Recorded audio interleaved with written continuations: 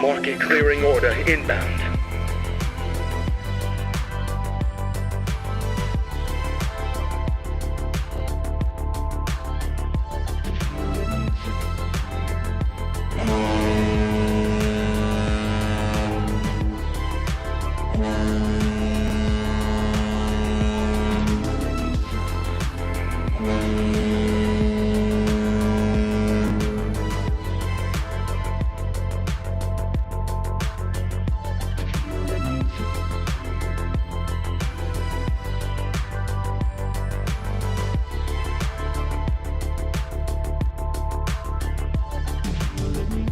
We are surrounded by journalists. Hold your position.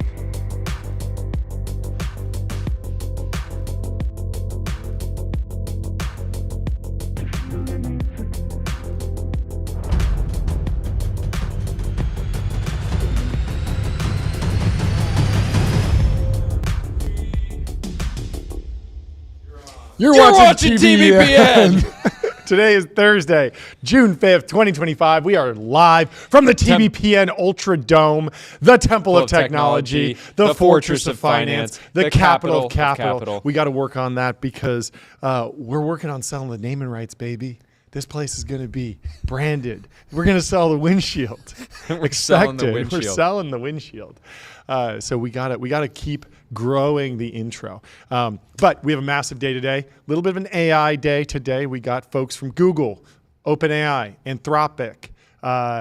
We got the former CEO of OpenAI, Emmett Shear, coming on. Sequoia, Stanford, Google, ex-investors. OpenAI, Anthropic. We got pretty good coverage. We hit almost everything. Should go on a whirlwind tour of what's going on in artificial intelligence.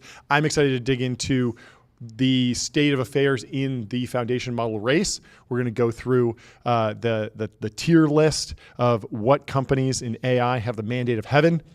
We're also going to go through some of the deep research products and hopefully get into some of the more cutting edge use cases for AI. So we have both some deep research folks coming on, and then we also have some folks that are working on video generation and video game generation and a lot of different applications. We're going to cover the granola story. We're going to cover what's going on with windsurf. And so it should be a great day. But let's run through some news just to keep everyone up to speed before Sean McGuire joins in 13 minutes. So first off, ramp. Time is money. Save both. Save both. Easy to use corporate cards, bill payments, accounting, and a whole lot more, all in one place. Market clearing order inbound. Circle went public. The CEO is coming on the show tomorrow. That's very exciting. And Jordy, you have the news. I will read a little bit from Jeremy, the CEO. I'm incredibly proud and thrilled to share that Circle is now a public company listed on the New York Stock Exchange under Circle. Brian Armstrong posts, congrats to Jeremy and the entire Circle team on your IPO and reaching 30 trillion in lifetime USDC volume. Let's hit that gong. The big T. Incredible. For 30 trillion. The stock is up massively. Yeah. It went. It was priced at $31. It is trading at around 85 as of now. That's fantastic. We love to see it. Again, as many people would expect, Bill Gurley is going to be very unhappy with that inefficient pricing. He hates a stock. He hates a pop after the IPO. It's good for the IPO window, which we always want to be open. For sure. Anduril Executive Chair Trey Stevens tells Ed Ludlow that the company has closed a new funding round of $2.5 billion in a deal that more than doubles the defense startup's valuation to $30.5 billion. This is from Bloomberg TV. Congratulations to the Anduril team on the massive up round. You'll love to see it. We got to hit the gong for Anduril. Do it again. We have good contact. Very exciting. Bunch of news from Kevin Wheel over at OpenAI. We will be digging into this with Mark Chan today when he joins, but deep research can now share across GitHub, Google Docs, Gmail, Google Calendar, so you can integrate everything and it can do research on your files. That's going to be a lot of fun to talk about. This is also potentially threatening for granola. And so we're talking to a granola investor about what the reaction will be, where the direction of that company might change or not.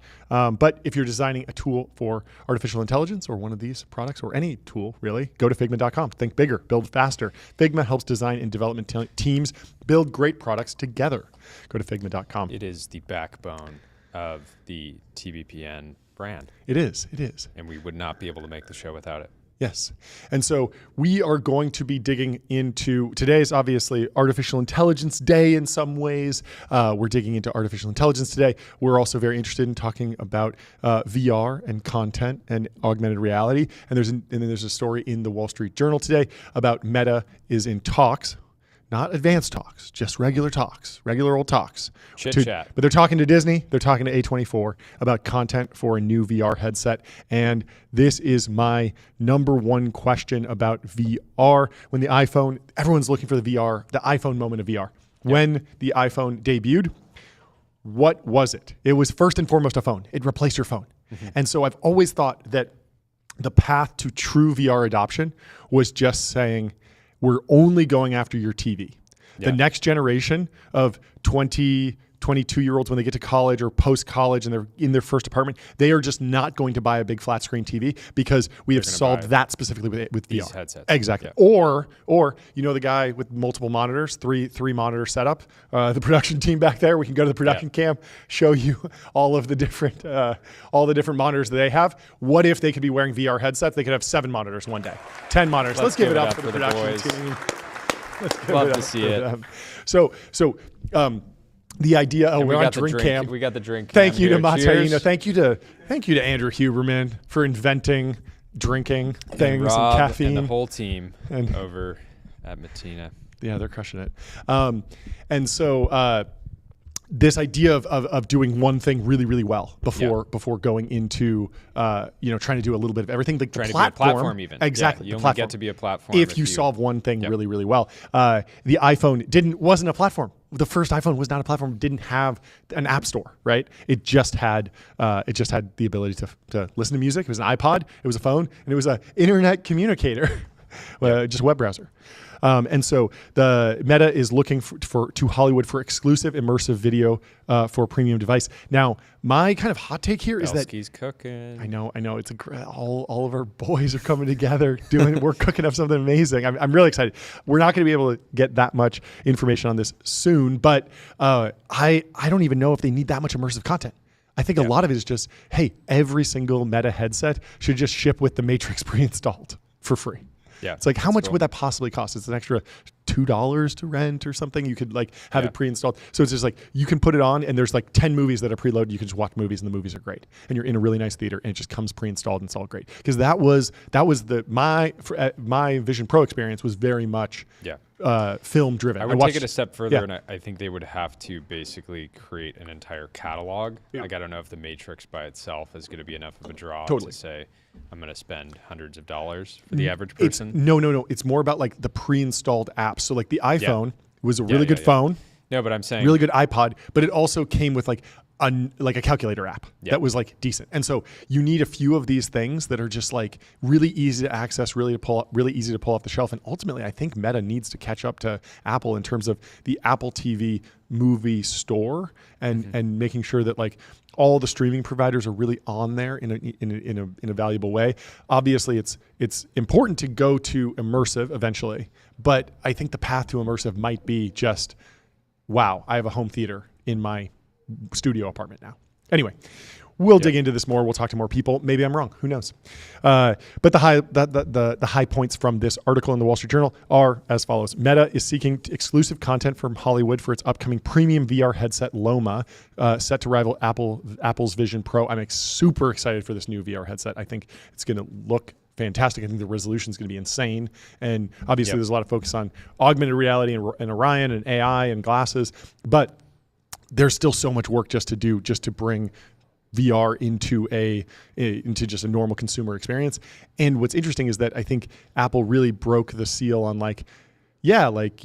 people are used to paying $1,000 for a phone and $2,000 for a computer, and maybe $4,000 for a headset isn't that crazy. So Meta's been hanging out in the 300, 400, 500 range. If you take the reins off and say, hey, it's fine to spend $1,000 on this thing, you could get something really, really interesting. Totally. And so Meta is offering millions for video based on well-known IP, aiming to attract users to its VR device launching next year. Now, the big question is, how long will these immersive videos be? Because Apple did do a bunch of these deals. They did license a bunch of interactive video products, but they were all like 5-minute experiences. Yeah. And so you'd get through them all, and then you'd wait a full quarter, and Apple would be like, we have another one. 7 minutes. Here's 5 new minutes of entertainment. It's like, that's not how people experience entertainment. I remember if you just think of it, a lot of people are being entertained by their iPhone for 4 hours a day. Yes. Often through video. And but that's not even an iPhone thing. You go back a few decades to like the original PlayStation had Final Fantasy VII on it. It came on multiple discs. And that game, people would play it for 100 hours. Metal Gear Solid was a similar, like dozens of hours of gaming, and no one's really been able to deliver that in VR and have that moment. Same thing with GTA, hundreds of hours of entertainment. Anyway, very excited to dig into this new device known as Loma. It's more powerful than the Meta Quest VR headsets now available with higher fidelity video. Let's hear it. They got the screens done. They pulled them forward off the benchtop. The design is similar to the large pair of eyeglasses, more like Meta's Ray-Ban AI glasses than goggles that the Quest and Vision Pro use, connected to a puck that users can put in their pockets. So maybe they're going puck, which is interesting because that was very contrarian. Everyone was like, Steve Jobs would never let this happen. And Palmer came out and said, no, puck is great. You don't want heavy things on your face. That's just not a good experience. And so Meta is planning to charge less than 1,000, but more than 300. And so I would say $999 is probably the right price. I want it to be sort of expensive so it can be a great product. A Meta spokesman referred to the comments by Meta Chief Technology Officer Andrew Bosworth about the company working on many prototypes, not all of which go into production. Meta is working with Avatar director James Cameron's Lightstorm Entertainment on exclusive VR content. The two companies announced a partnership last year. So I think we got to get on this. We got to have a VR stream. 3 hours of content every day. We're going to be the reason churn is low on the next VR headset. Yeah. Because you just throw this thing on it, just like you're sitting here on the drink cam. You can click through. I mean, just click all to the different angles. It's pretty doable. It's pretty doable. I mean, you can film valuable, like usable spatial video on just an iPhone now, and then you can play that back in the Vision Pro, and it does look 3D, which is cool. In other news, Wall Street Journal is reporting that Reddit is suing Anthropic, alleging unauthorized use of the site's data. An online discussion forum Who would have expected Anthropic accessed the site more than 100,000 times, after saying it had stopped. Reddit is suing Anthropic, and Anthropic debates this. I'm sure we won't be able to get into this today because I'm sure it's caught up in the courts and there's a whole bunch of legal restrictions. But we'll do our best to understand how these deals come about. It seems like most of the time it's not that the company that has a bunch of data doesn't want the AI company to use their data. They just want to have an equitable agreement where everyone is getting the most value. And I think Reddit surged. The stock's up, right? Yeah, and then for more context, OpenAI is already paying Reddit approximately $70 million per year in a content licensing agreement. Yep. So they kind of got ahead of this issue and decided to strike up an actual deal. And I believe Google has a deal with them too. And I think this might be Google has a deal with Reddit? Yeah. I'm pretty sure, because there's that meme about like the best way to search Google is search like whatever your search term is and then space Reddit, because the user generated content was better than the SEO stuff that was popping Google up. pays Reddit approximately $60 million per year. So 60 and 70, so they're getting $130 million. That's pretty serious revenue. And it's something that doesn't need to be brokered via a bunch of individual programmatic ads that might not work or anything like that, or subscale. It's just one or two deals, and boom, you're up in the hundreds of millions of dollars in revenue. What is Reddit's overall annual revenue? $20 billion market cap. Okay, not bad. Let me see here. How are they tracking to 1.3 billion greenbacks in 2024. 1.3 billion. So they're getting like 20% of the revenue or 15% of the revenue. Yep. I wonder how big. They grew 60% over 2023. Interesting. So they might be bigger. They might be bigger than Reddit, or they might be bigger than Condé Nast, which at one point owned them. It's kind of unclear how valuable Condé Nast is because they're private. Anyway, so Reddit said that the AI company unlawfully used Reddit's data for commercial purposes without paying for it and without abiding by the company's user data policy. Anthropic is in fact intentionally trained on the personal data of Reddit users without ever requesting their consent, the complaint said. Interesting, saying that it's about the users. Yeah. Bills itself as the white knight of the AI industry. Last year, Reddit took steps to try and limit unauthorized scraping of its website, creating a public content policy for its user data that is publicly accessible, such as posts on subreddit, and updating code on its back end. The user policy includes protections for users, such as ensuring that deleted posts and comments aren't included in data licensing agreements. And so, yeah, I don't think that there's a really strong precedent for the agentic web. If I use Google Chrome to access a website, Chrome doesn't need to pay any sort of license. But if I go to Anthropic and say, hey, get me up to speed on this topic, and it goes out and it browses the web, all of a sudden it feels like maybe they do have to pay, whereas Chrome wouldn't, because it's just rendering the web page and it's not transforming it at all. What is transforming?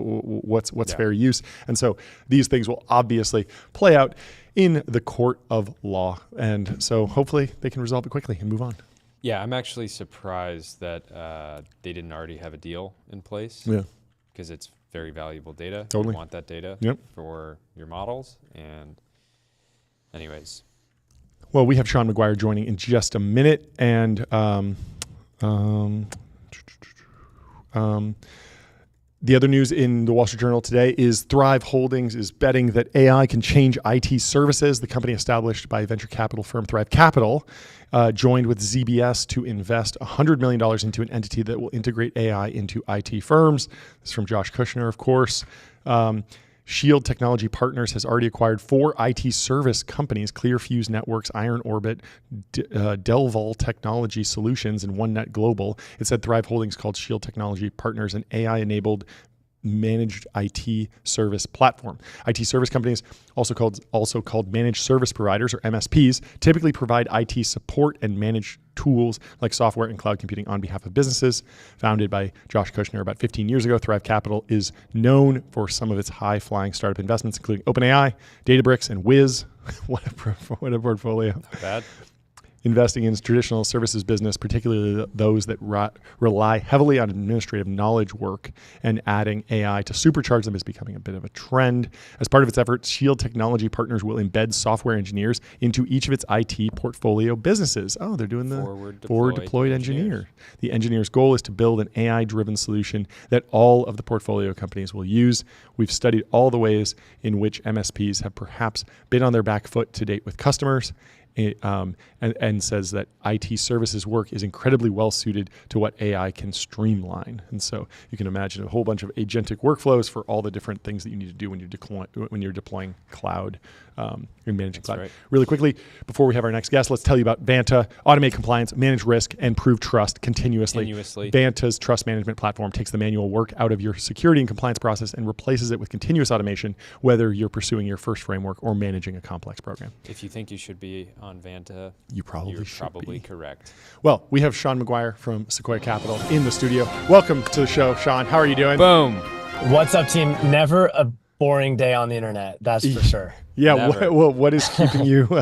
Oh man, what's keeping you up now? Well, obviously, I think there's you got anyone on Twitter knows what I'm talking about. Yeah.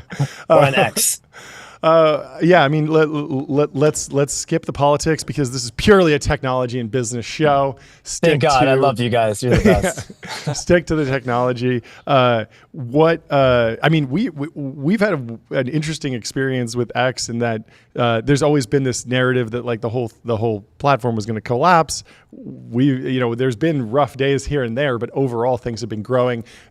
What have you seen across the XAI merger? What are the secrets to success? How is talent tracking? Is any of like the chaos and noise distracting? Because when I talk to XAI engineers, they're like, we're too busy. We can't come on your show.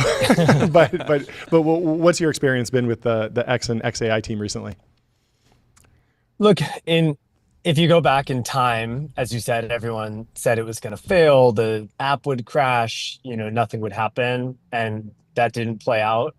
But there was a lot of tech debt and kind of broken infrastructure, and there was a couple of years of rebuilding the basics and foundations.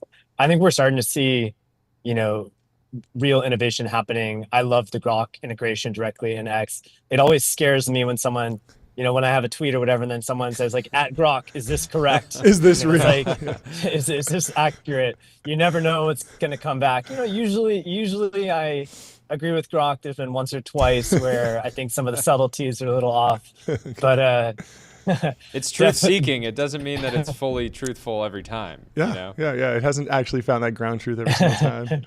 That's funny. What about the overall? I think in reality, race? I'm probably wrong, but yeah. What about the overall horse race between the foundation models? It seems like every day it's going back between an OpenAI launch, an Anthropic launch, a Grok launch, a Google launch.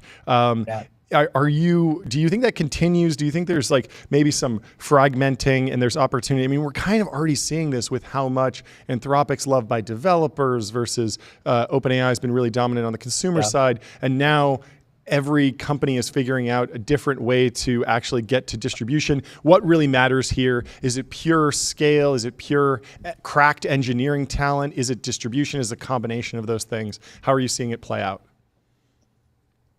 Great question. Honestly, my opinions have changed a lot over the last few years and in many directions. And so I don't have too much confidence in my assessment right now, but I always try to look at lessons from the past. And my current thinking is that the closest analogy are operating systems. And I'll make a couple points on this. If you think about operating systems, first of all, there's a bunch of different ecosystems. There's the Windows ecosystem. There's the Apple, OS ecosystem. Then there's like on mobile, there's, Android. There's, the whole browser environment with Chrome. And then there's open source, so Linux. One thing that I think is interesting about Linux, there's more Linux servers in the world than there are Microsoft servers. But the value kind of capture of Microsoft is way greater than Linux. I personally think we're going to see something very similar play out, where there'll be like OpenAI will, be the Apple or someone, and XAI I think will be very successful. I think there's a good chance that Anthropic is independent and successful. I also think there will be a big open source component, which would be like Linux. And I think there'll probably be 10 to 100 times as many open source models out there, like deployments of open source models in 10 years. But I think that they won't be as valuable and they won't be like as rich of ecosystems. And then just to make two more points on the open source analogy, like for Microsoft, or Apple, by having the operating system, they were able to actually win in quite a few ways on the application layer as well. For Windows, they bundled in, Word and Excel and, then Outlook and all these other things. I think it'll be very similar for the foundation model companies. I think that the foundation models would be like table stakes. That'll be their kind of win, but also a very sticky moat. And even if they're not the most profitable businesses themselves, it will give them big advantages kind of on the application layer. And then one other thing that I think will happen, the cloud companies have giant moats just through the CapEx dynamics of cloud, like needing to buy all this hardware and, innovate with hardware and stay there is a big moat. I think these foundation model companies I think there's going to be way more value that accrues and there'll be way bigger moats than people realize. I think they will all basically have hardware moats, like cloud style hardware moats. They will have the operating system style, very, very detailed research that's hard for anyone to replicate. And then I think they'll probably make a lot of their profit from applications on top of it. That's my current thinking. Thinking can change. And so fingers plugging. So I know obviously you weren't investing during the original operating system boom, but your firm Sequoia Capital was. And so have you had any discussions with the kind of the lineage of the firm or the history, and seen how is the revenue ramp or the business scale different this time than, say, in the dot-com era or in the previous era? It feels like it's ramping faster than ever. It feels like we're seeing more companies that are hitting $1 billion in revenue or $100 million faster than ever. But is that real based, or anyone that you've talked to that was investing in that era, does it feel different this time around, do you think? Yeah. I mean, one of the beautiful things about being at Sequoia is we do have this long history and we get to tap into the kind of institutional knowledge. You know, that said, sadly, Don Valentine died 4 or 5 years ago, like early into my time. Rip, what an absolute legend. You know, and he led the original Apple investment. Yeah. But there's still a lot of Google institutional knowledge in the firm, which is, you know, not directly operating system, but they created an operating system later. I mean, first of all, the revenue of these companies is scaling insanely, just faster than any products in history before. For Starlink, so obviously not a foundation model company, but I basically made, like, internally, I made an Excel spreadsheet of AWS's revenue growth, like in the first 20 years of AWS compared to Starlink, and you know, Starlink has in 5 years gotten to where what took AWS 10 years to get to. And now, like, with these foundation model companies, we're seeing as fast or even faster revenue growth. You know, that said, these are I think the business models, like the initial business model is more clear, and the profitability of these companies is, you know, the profitability is insanely high. And so you got to discount the revenue growth. But I would just say the biggest lesson, I think, from the past is you have to capture, like, territory early on, and the doors will kind of close behind you because of these CapEx dynamics and just like lock in with users. Yeah, I mean, you mentioned Starlink. Do you think there's obviously, it's such a weird company because it's like a space launch company that now is an internet company, ISP. But there's actually a little bit, I'm starting to hear, of an AI narrative, just that having Starlink potentially unlocks edge compute or inference in areas that would typically have kind of stranded energy resources. So all of a sudden, if there's some super remote area that has really cheap energy, you can go and set up a data center there and then do inference and stream those tokens over Starlink. Do you think that's an underrated narrative? Do you think that that's developing on course? Do you think there's any bottlenecks that people should be thinking of within that story? So when we first invested in SpaceX, the part of the core thesis was internet everywhere. And I would say, like, it goes way beyond AI. But I think the internet everywhere thesis is huge, and that will be, you know, everything from oil rigs, you know, to airplanes, to boats, to edge AI devices. But like I think the bigger thing for Starlink is Starlink just has like a 10x plus cost advantage for moving data compared to, you know, building new transatlantic or trans-Pacific fiber lines.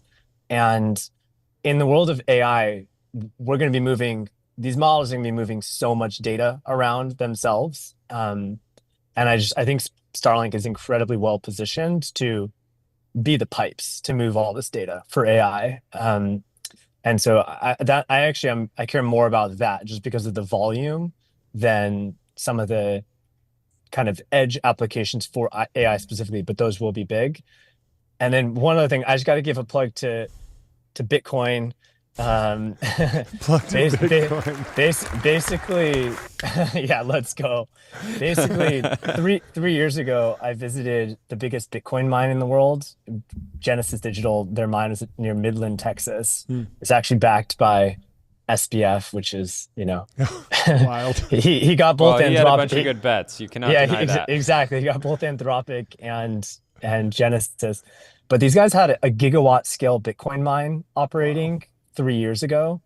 And already for them, like, having it taught me a lot. And, you know, Bitcoin mining is the absolute tip of the spear where you need the least amount of data movement, like data in and out, to dollar generated or Sure. like power consumed.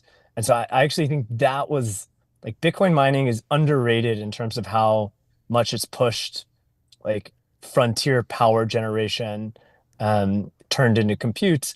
And I don't think it's a coincidence that Crusoe, which is now powering Stargate, started off as a Bitcoin mining company, or that CoreWeave, which is like $80 billion stock Yeah. as of yesterday, is now is now an AI data center company. And I think that's honestly the bigger theme.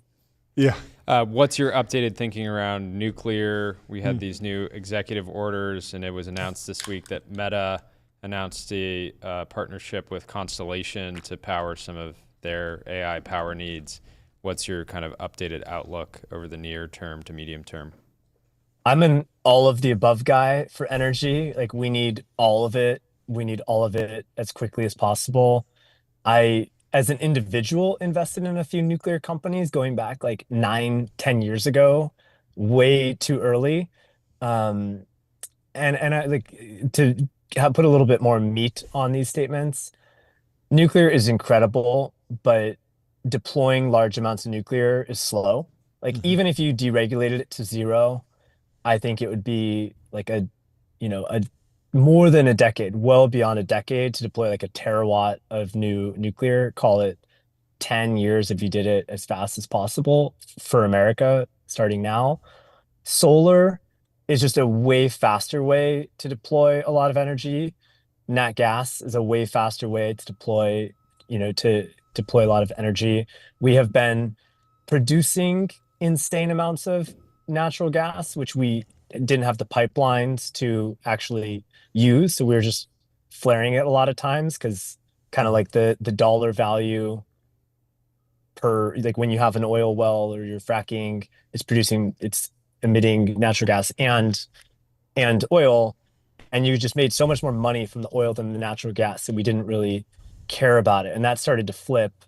And so anyways, I think we have to do all these things. I think we need more natural gas, more oil, way more solar, and then kind of have nuclear coming as the reinforcement juggernaut coming online like 10 to 15 years from now. That's a good framework. Fantastic. I mean, we have to have you back for an energy deep dive. We know a fair amount of the nuclear and solar entrepreneurs, and there's a bunch of people doing really cool stuff. So have a safe trip. Personal plug. I had a seat in the Please. New York Mercantile Exchange. Yeah. When I was like 22 years old. It was insane. That's Good times. Wow. Cool. Hey, good luck on the timeline today. I know you're gonna go in there. Put on your hazmat suit and just get in there. Good luck. Good luck. Man. Peace, guys. Safe Bye. travels. I'll talk to you Cheers. soon. Fantastic. Let me tell you about Linear. Linear is a purpose-built tool for planning and building products. Meet the system for modern software development. Streamline issues, projects, and product roadmaps. Go to linear.app. Next up, we have Jack in the studio. We have an in-person guest. Let's bring him in. Play some soundboard for me, Jordy. Welcome to the stream. How you doing, Jack? There he is. Second time on the show. Good to have you here. What are you wearing today, Jack? Wearing the jacket, the TBPN jacket in the capital of capital. Fantastic. There you go. Thanks for coming. Thanks for hanging out. Here, you can adjust your mic a little bit there Yeah, as got well. that. Cool. I wanted to kick this off with like a little bit of a rundown on the different foundation labs. We're talking to a lot of them today, and I noticed that Jordan Schneider from China Talk and Dylan Patel ran through their AI mandate of heaven tier list. And so I wanted to read through that and kind of get your reaction, and then just kind of do like a vibe check and let it and talk to you about what we should be expecting from different labs over the next year. It's a little bit of a horse race. So up first at S tier, they have OpenAI. It's the only foundation lab that made S tier. Does that feel right to you? What are you watching from OpenAI? Yeah, I think that's exactly right. OpenAI executing both on the product level, getting the distribution, getting into hundreds of millions of people's phones. But also on the research level, you have people like Noam Brown, people like Aiden, just doing this incredible frontier research. O3, I think, just as a model, impresses me the most of any model that's come out so far. No, Brad Lightcap said in the Wall Street Journal recently they had 2 million workplace users in February, and they're at 3 million now. Wow. So it's just really exceptional growth. I think. I was thinking earlier, it'll be funny. Our kids in 20 years will be like, Dad, they're making me use OpenAI Teams at work. It'll just be like the default, like the Microsoft Teams default. Yeah, I mean, there's a little bit of a narrative that that maybe, and we can move on to Anthropic's in the A tier alongside DeepSeek and Google. There's a little bit of a meme that like Anthropic is crushing it with developers. They're the default choice for Windsurf Cursor users, but then OpenAI is more dominant with consumers. But I feel like recently I've heard that it's maybe even more skewed than people think. Like it's maybe not like the vibe on X might be, like, 70-30 OpenAI Claude for day-to-day grab a random person on the street, but it might be even more skewed. Does that feel right to you? Yeah, I think Anthropic's really solidified with developers, but has like totally given up on consumers. But I think OpenAI wants to take that on. I mean, there's rumors about some sort of Windsurf acquisition. Sure. They're releasing 4.1 and Codex. Yeah. They're pushing hard on coding, and I think that's something to watch from them this summer. Yeah. And going into 2026 is can they secure that? Do you understand the model names at this point? 4.1. I have access to 4.5. Why would I want to go backwards? Are the models fragmenting to like where I'm going to have to learn a new taxonomy for, okay, if I want to write code, I use this one. If I want to write poetry, I use this one. If I want to do math or reasoning or build a chart, I use that one. Because it's putting more work on me, I feel like. I think Sam said that they're going to try to fix the model naming scheme this summer. So that's the real thing to watch. If they're going to keep S tier is can they get coherent model names? Yeah. But 4.1, it's cheaper. Yeah. It's specialized towards coding. Yeah. It's kind of their 3.7 type of driver. At the same time, I know you're not super up to speed on the Alibaba like Quen models, but I saw some release where Alibaba Quen released like 100 different models, and Will Brown was kind of saying like, this is awesome from a research perspective because they have one model that's just good at bio, and it's kind of like this hyper fragmentation. It's the opposite of going in the unification direction. It's actually going more specialization, and then maybe you unify that at the end. But I don't know. It seems like if you're a consumer company, you don't really have that affordance, right? Yeah, I think in terms of research, Alibaba's a bit underrated. Yeah. I mean, compared to DeepSeek, gets all this press, all this coverage. Totally. But the Quen models are really good. People are doing, you see from lots of people, these really cool RL experiments, these really cool kinds of things. They're lagging behind the US models. They're not A tier, they're not B tier, but they're doing some interesting stuff, and I think that's super cool. Yeah, I really wonder if they have a distribution advantage in China. Obviously, we wouldn't feel it here, but I really haven't gotten up to speed on what is the ChatGPT of China in terms of distribution. Obviously, DeepSeek had that moment, but have they actually executed properly on the product side? I don't know. I'm surprised that Google hasn't been able to turn their general distribution advantage into an AI distribution advantage. They have these really good models. The new Gemini came out today. Yeah. It's got really good benchmarks on a lot of things. Yep. But they're yet to. I think they're yet to crack distribution. We sometimes say. Did you see that mock-up that was just the Google search box but a Gemini prompt? Yeah. It was like if they wanted to go full send, if they were really AGI-pilled, they would just say, "Hey, we're done with Google search." I mean, it would destroy their economics and everything. I'd commit to it. Yeah. I think it looks like the model that they use to power those search prompts right now. It seems really lightweight to me. It gives a lot of wrong answers. When asked 2.5 something, it's always right. Sure. That's interesting. Yeah. You think that's just like a cost issue? The AI overview box is like, we're just going to hallucinate. It's a hallucination box. Yeah. Well, they are launching like the advanced AI search, but it's like a toggle. So you have to find it, which is like always the problem with Google. Well, I mean, they still wound up in the A tier, according to Dylan Patel and Jordan Schneider over at China Talk. Obviously, VO3 was like a huge one, and then they also have all those like priced performance things. But I've heard this narrative that like maybe some of the hyperscalers are super focused on benchmarking and not even hacking the benchmarks necessarily, but just thinking about them. And a lot of the frontier labs, the independent labs, have just kind of moved on philosophically from caring about benchmarks. Is that the right move? What's driving that? Like, are we in like the post-benchmark era essentially? Yeah, when I think about models and benchmarks a lot, I think like which models outperform the benchmarks, you know? When you see O3's benchmarks, they're good. They're kind of what you expect. Yeah. Then when you watch O3 think, you see this model, it's actually reasoning. Sure. When you watch Claude 4 Opus or Claude 4 Sonnet think, it's like, whoa, this is really good. Same with GPT 4.5. I think the Gemini models are good, but they're exactly as good as the benchmarks let on, you know? Sure, And I think they don't have the vibes yet. What I want to see is Gemini 2.5 Ultra. Okay. If Google releases something with some big model smell, something really cool, maybe that's them What is catching the up. big model smell? I just don't like the idea of smell at all. Oh, yeah. It's just it's a weird sense. Might be But Aiden's fault, It's just a but- vibe check. Wait, who coined it? I think it was Aiden McLaughlin. I don't know. That's great. But basically, we're in like the intangible period.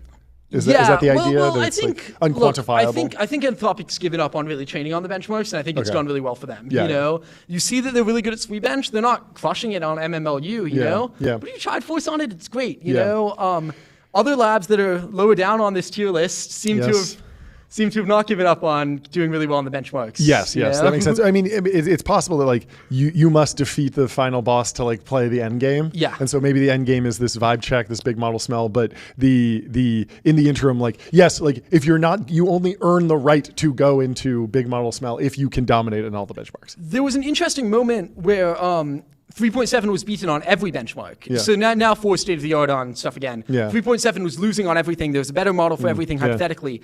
But then if you looked at what you might call like revealed preferences bench, which is just like what do people use on cursor? Sure. What do people? What's going on VAMP? Yeah, revealed. Revealedpreferencesbench.com. Yeah. You Someone's should got buy a point in it. Yeah, it was great. 3.7 was pretty high up there. You Yeah. know? So it seemed like they had something that wasn't captured there. What about cornered resources? Data is the new oil.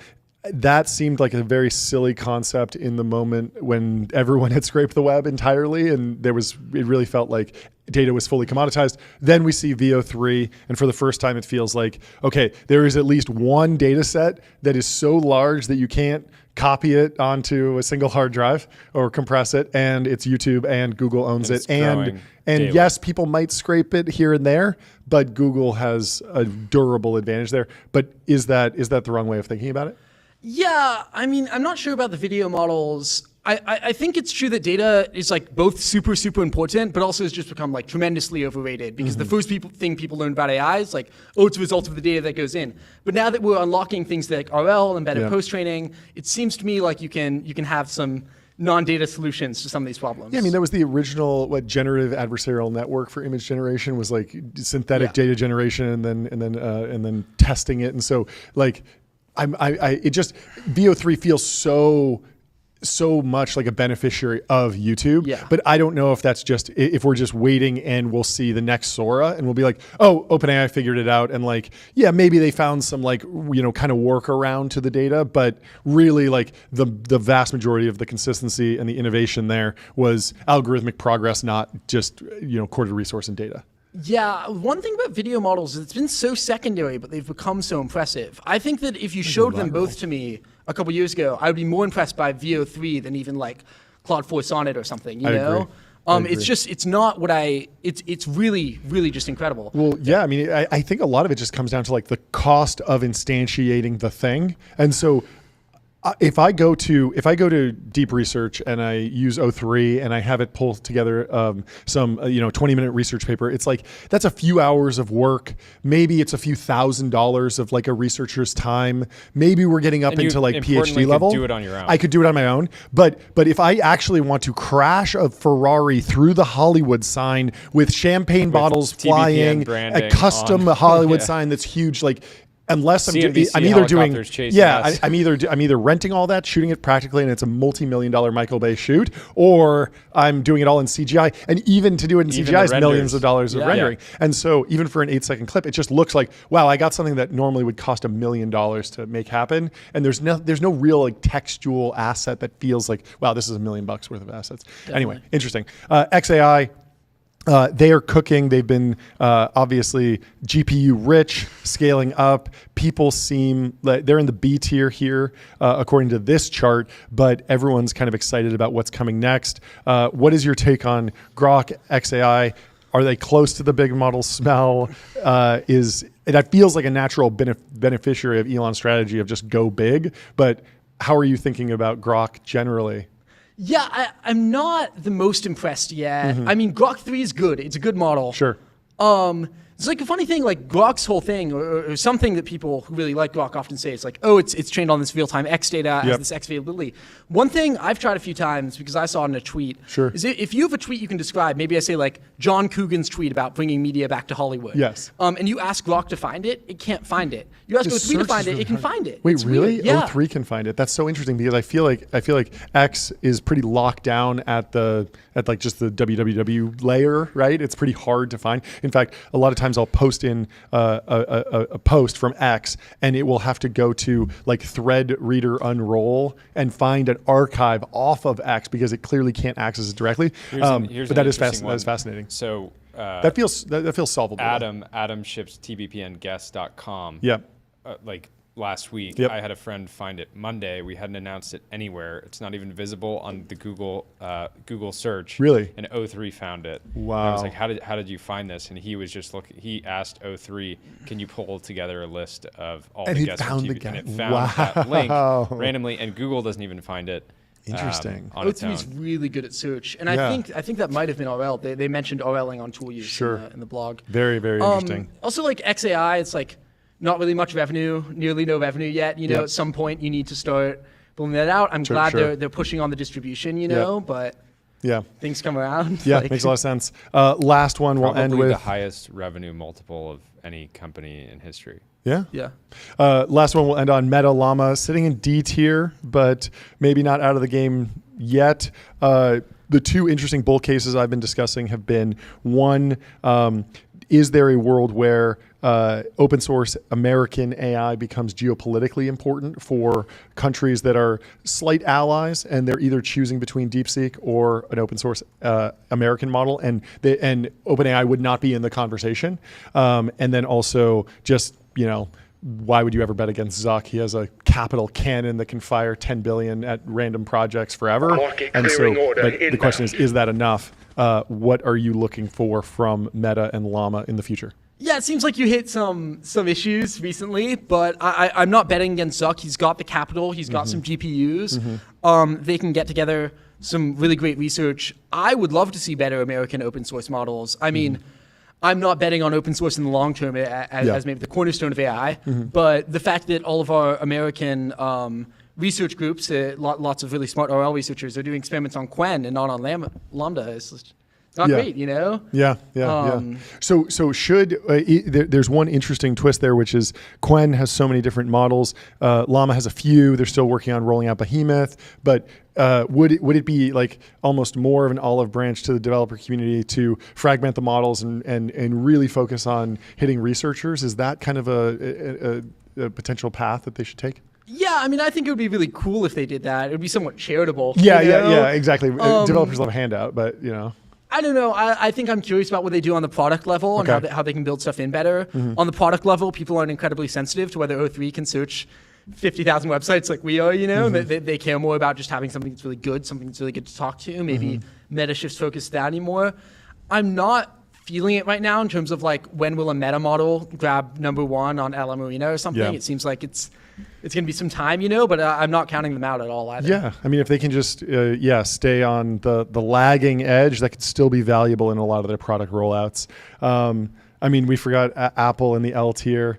We do have another guest hopping on in just a minute, but Apple in the L tier, how do they dig themselves out? Is it build? Is it buy? What do you think is going to happen? They have a lot of cash. They could maybe buy someone. They could buy someone. Yeah. They could buy a lab, and then you gotta upgrade. There was some report that they had some internal models. Yep. I wouldn't be surprised if they could train stuff. It's just, look, we haven't seen anything at all. Do you think they're really training on Apple Silicon? Like, you've seen those photos of like all the Mac Minis wired together. Does that seem like something that's real, or just like AI generated photo? Okay. Yeah. I think non-GPU training runs are going to be bigger in the next few years. Really? Well, I think the TPUs for Google too. Sure. So they already have a long time at TSMC. Yeah. They could go do something like a Trainium or an inferentia chip from Amazon or TPU. Yeah, I mean, with the TPUs, Google has by far the most compute. Yeah, I mean, I guess Apple's pretty good at chip development and design, so like they could do it. one chips are pretty good. That would be their advantage if they could build a really strong chip and cut that cost. Yeah. I wouldn't bet on it, but maybe. I like the idea of just opening it up and really partnering. The thing over the last 24 hours is one account sharing. It's so over for Google and then immediately sharing, wow, Google is going to destroy everyone in AI, and just like seeing how the posts rank. Yeah. Yeah. Anyway, anyone else on here? They got Mistral and F tier. Poor for the French. Yeah, they're not trying to chat. Yeah. You gotta be. I do wonder about Mistral because the models are real, but none have like broken out in capability. But there's this question of like, if you want a national champion in your country, it might not be enough to just have the foundation model layer. You also might have to go and win in the free market in the application layer. And so, yeah, you could have, even if you had a comparable model, if people are going to chat.com instead of laychat.com, like you have not won and you don't have your national champion. Yeah, and I think there's some truth to this, but there's also the regulatory stuff in the EU. I mean, a lot of releases, I think VO3 is not in the EU. A lot of releases don't come there. Maybe Mistral just uses regulatory modes to monopolize. Not a fun way to win, but maybe that's the bull case at this point. Yeah. What was your reaction to the conversation back and forth with Dwarkesh and Sholto all about this debate over I forget, it was like spiky intelligence and how you actually train someone. There's so many different things. We see that the models are really good at one thing and then they fail RKGI. What's your overall timeline right now? How are you looking? Yeah, Dwarkesh raised the point that you can't kind of do this continuous learning, this like short run continuous learning. Like you can tell me, Jack, I want you to do something different as a TBPN intern. Yeah. I figure that out. And context is a weaker tool than that. And I think that's absolutely true, and that's an unsolved problem. I don't know how much that moves my needles on timelines. Like one thing that could be true is just that OpenAI or Anthropic makes some like SWE agent and it starts accelerating their AI research and they just get like really efficient algorithms really quickly, some architecture that just destroys the transformer. Yeah. But I do think it's a meaningful unlock if that could be solved. And I think that sort of like mid-level memory type of stuff is really interesting. Or solutions around context around a wrapper. Well, this was fantastic. We have our next guest. Thanks so much for hopping on. Good to come we on. love it. We love an in-person guest. For sure.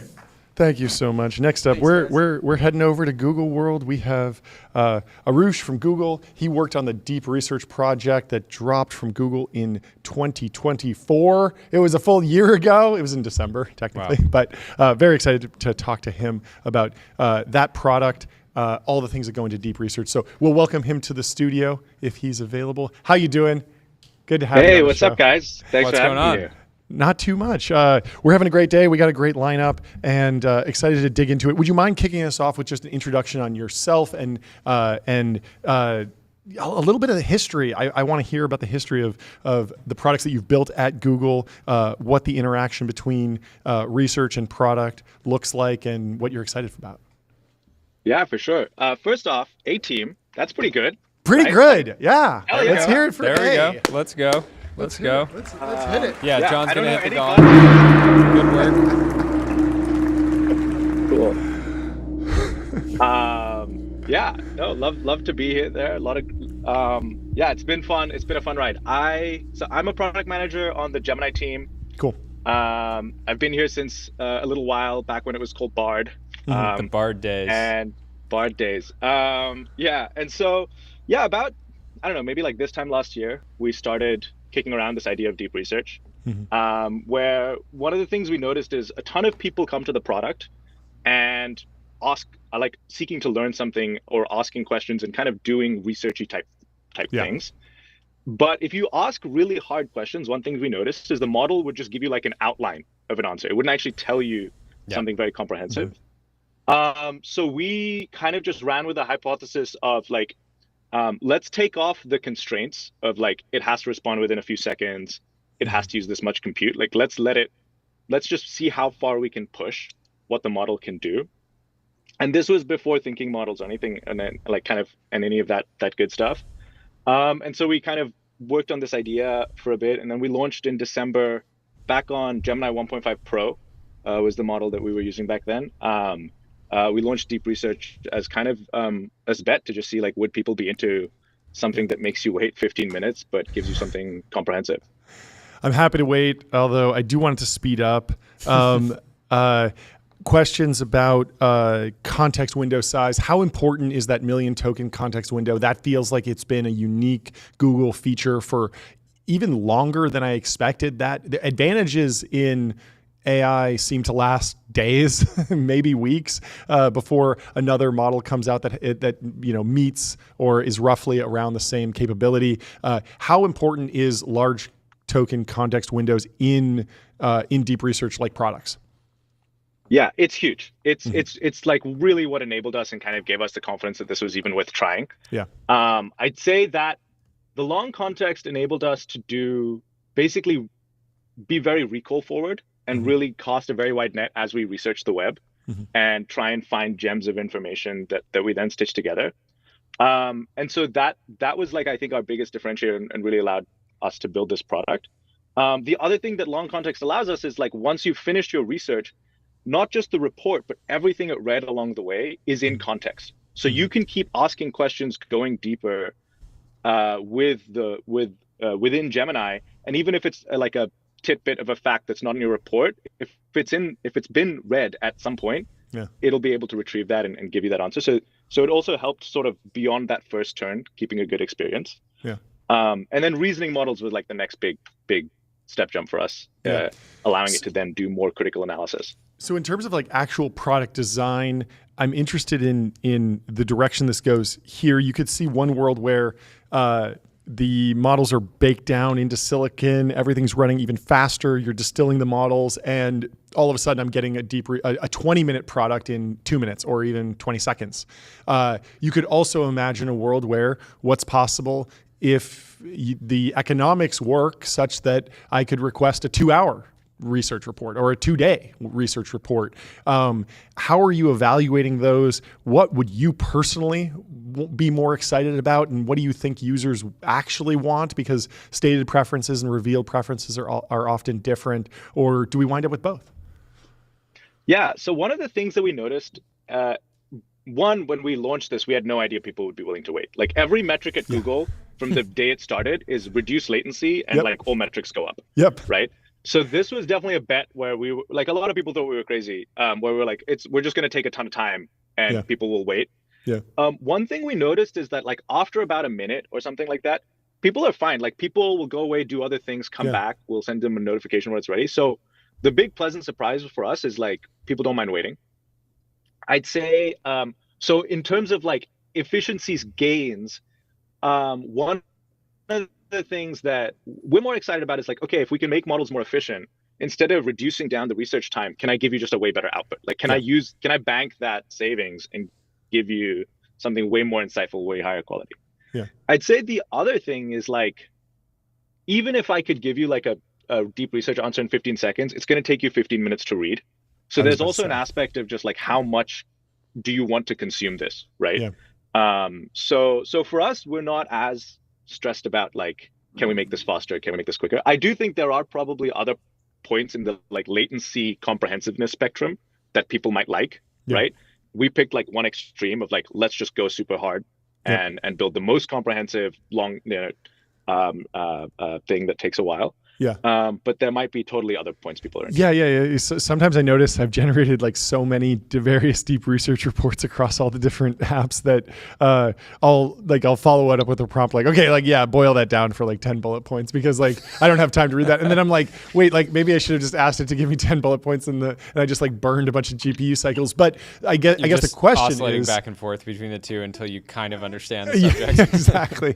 But I guess the question is like, is there a product or is the natural evolution of just general prompts that as algorithms get faster, as these models run faster, that there is a deep research amount of work that happens within a few seconds between every response? And basically the question is like, how much can you port from the deep research product and strategy and design back into just your average LLM interaction? Yeah, I think there's definitely a lot of learnings that we can kind of start upstreaming, really around like being able to form a plan, follow that plan to do that sort of multi-hop steps of like search, iterating, like finding insights, changing your strategy if possible before going back to the user.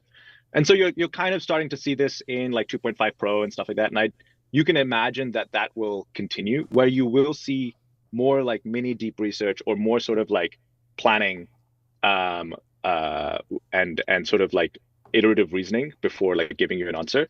And yeah, as that could just start getting faster and faster and faster, then you start just getting like way more insightful or comprehensive answers. Are there Even any for, other like, interesting areas? I mean, deep research feels like one of the first like really solid product market fit experiences in, I guess, like agents broadly. Are there any other areas that you're excited to think about knocking down with either different products or just maybe just like cool uses that you've or developed or as a user, patterns that you're leveraging that's maybe go beyond just the average, like I need a research report? Yeah, totally. So I think there's like a few different angles that like I think a lot of people are exploring. Mm-hmm. One is you kind of pointed out like, what does a 2-hour deep research look like? What does an overnight deep research look like? Yeah. If you can have like a very well-defined problem Mm-hmm. where like, we have early experiments at Google, like AI co-scientists and stuff, right? Like you could run that overnight and it can come up with like novel scientific hypotheses, right? So there definitely is an angle of like, if you can define a problem and an outcome really well, Mm-hmm. applying more compute can actually get you like better and better answers, right? So there's definitely an angle of like, are there whole new classes of problems where you can even go even further with deep research?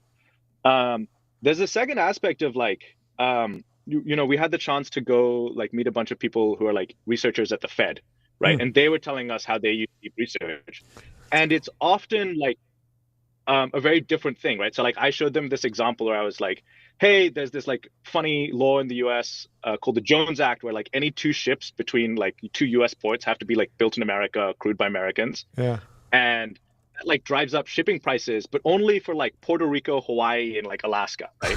Yeah. And so I was like, do an economic analysis of the Jones Act on like the economy of Hawaii, right? And it like did a first principle analysis, did some really interesting things, like looking at, like how much is a 3,500 shipping route, like say from like Mexico to South America, and then that's like a baseline price to compare against. And like I thought this was amazing, but then they were like, that's not how we would do economic analysis. Like they would be like, first I'd explore like what other studies there are, like then I'd explore like what kinds of methodologies are out there. Then I might like ask a bunch of follow-up questions about like what data sources or like data sets did people use to do this research, right? So there's definitely an aspect of like another angle of like, if I really want to help people with research, it's about like nailing this sort of like synchronous, asynchronous paradigm and helping people kind of do more of that like iterative process rather than just like ask a question, get answer, and move on and victory. And I think that's kind of a product challenge, like figuring out the right interaction model for that. Yeah. And the third is just like outputting an answer at the right like level of abstraction that you work at, right? Like a financial analyst doesn't think in terms of a report, right? They think in terms of like the spreadsheet or the financial model, right? And so if I want a DCF, deep research can build like a great discounted cash flow model for me. But like I don't want it in a report. I want it in a spreadsheet, or I want it in an app where I can play with the variables and see the different outcomes. And so you'll also see the line between like reports and other kinds of artifacts starting to blur, or even just like what does it mean to like build an answer, right? And that could take like a much wider space. Super exciting. Yeah, I mean, I've seen obviously Gemini. We probably can't talk about the roadmap too much, but I've seen Gemini pop up in a bunch of different areas, and I haven't seen the deep research version of whatever that instantiation is. Yeah, so my last question is like, how much time are you thinking about working and making the as a product manager on Gemini? How much time are you thinking about making Gemini better versus sort of fighting for distribution outside of Gemini and a kind of across the Google ecosystem? Because part of unlocking the value of Gemini is just making sure it's in the right places and placed sort of contextually across everything from Gemini.google. You've worked hard on this. Just ask for the "I'm feeling lucky" button. Just give us that. Just we think you earned it. Search. You've earned it. It's a great product. Just click "I'm feeling lucky" or burn 40 GPU hours on this new research report. That would like instantly melt all of our servers everywhere. No, And this is the biggest hyperscaler. Like, yeah, we need more GPUs. Let's get TPUs, GPUs. the TPU can handle it. TPUs are cool. TPUs, We yeah. use TPUs. Okay, so I ASML, believe get in the cooking. TPU. I believe you've earned the TSMC. I'm feeling lucky. I haven't hit the I'm feeling lucky button in years. Yeah. Yet I use Gemini all the time. So give the user. This is what the users want. Yeah, we just need 10 more TSMCs, I guess, to start fabbing. Anyway, sorry. Serious answer. Yeah, no, the serious answer is like the Gemini app is like a great place for us to like prototype, see what like hits with like really works with people. A lot of the users, they're very intentional when they're coming to the Gemini app. Like they want to use an AI experience. So it's a really great place for us to like put stuff out there, see what works, see what doesn't. Some things we put out needs more time in the oven. And then over time, you'd imagine that then like those insights or things that really start work, you'll start seeing in other Google products as they make sense, right? You don't want to like overclutter a UI, but you'll start seeing things like deep research. Yeah, because it's a very different user, somebody that's coming in saying, I want AI versus I just want to do certain things. Yeah. Totally. Right. And yeah, they're totally different archetypes. It's a fascinating challenge. I'm sure it's even more challenging at your scale, but thanks for all the hard work and pushing the frontier forward. It's been a pleasure talking to you. Yeah, come back on again soon. Yeah, we'd love to talk to you more. I appreciate it. Thanks This so is much, great. guys. We'll talk to you soon. Later. Bye. Fantastic. Next up, we have Oliver Cameron. I have a good story. We'll bring him into the studio, but I believe he was the first person I ever interviewed for a YouTube video years ago. I was doing a whole video essay about Cruise, the self-driving car company, and he hopped on a Zoom call with me just like this one, and I recorded it and threw clips in the video. It was very fun. And then I wound up doing more interviews after that. So, Oliver, good to see you. How are you doing? What's going on? Welcome. I'm doing great. Thank you for the opportunity. Would you mind kicking us off with like the latest and greatest introduction, because you've done a lot in your career, but you're onto something new? For sure. So spent about 8 years building self-driving cars.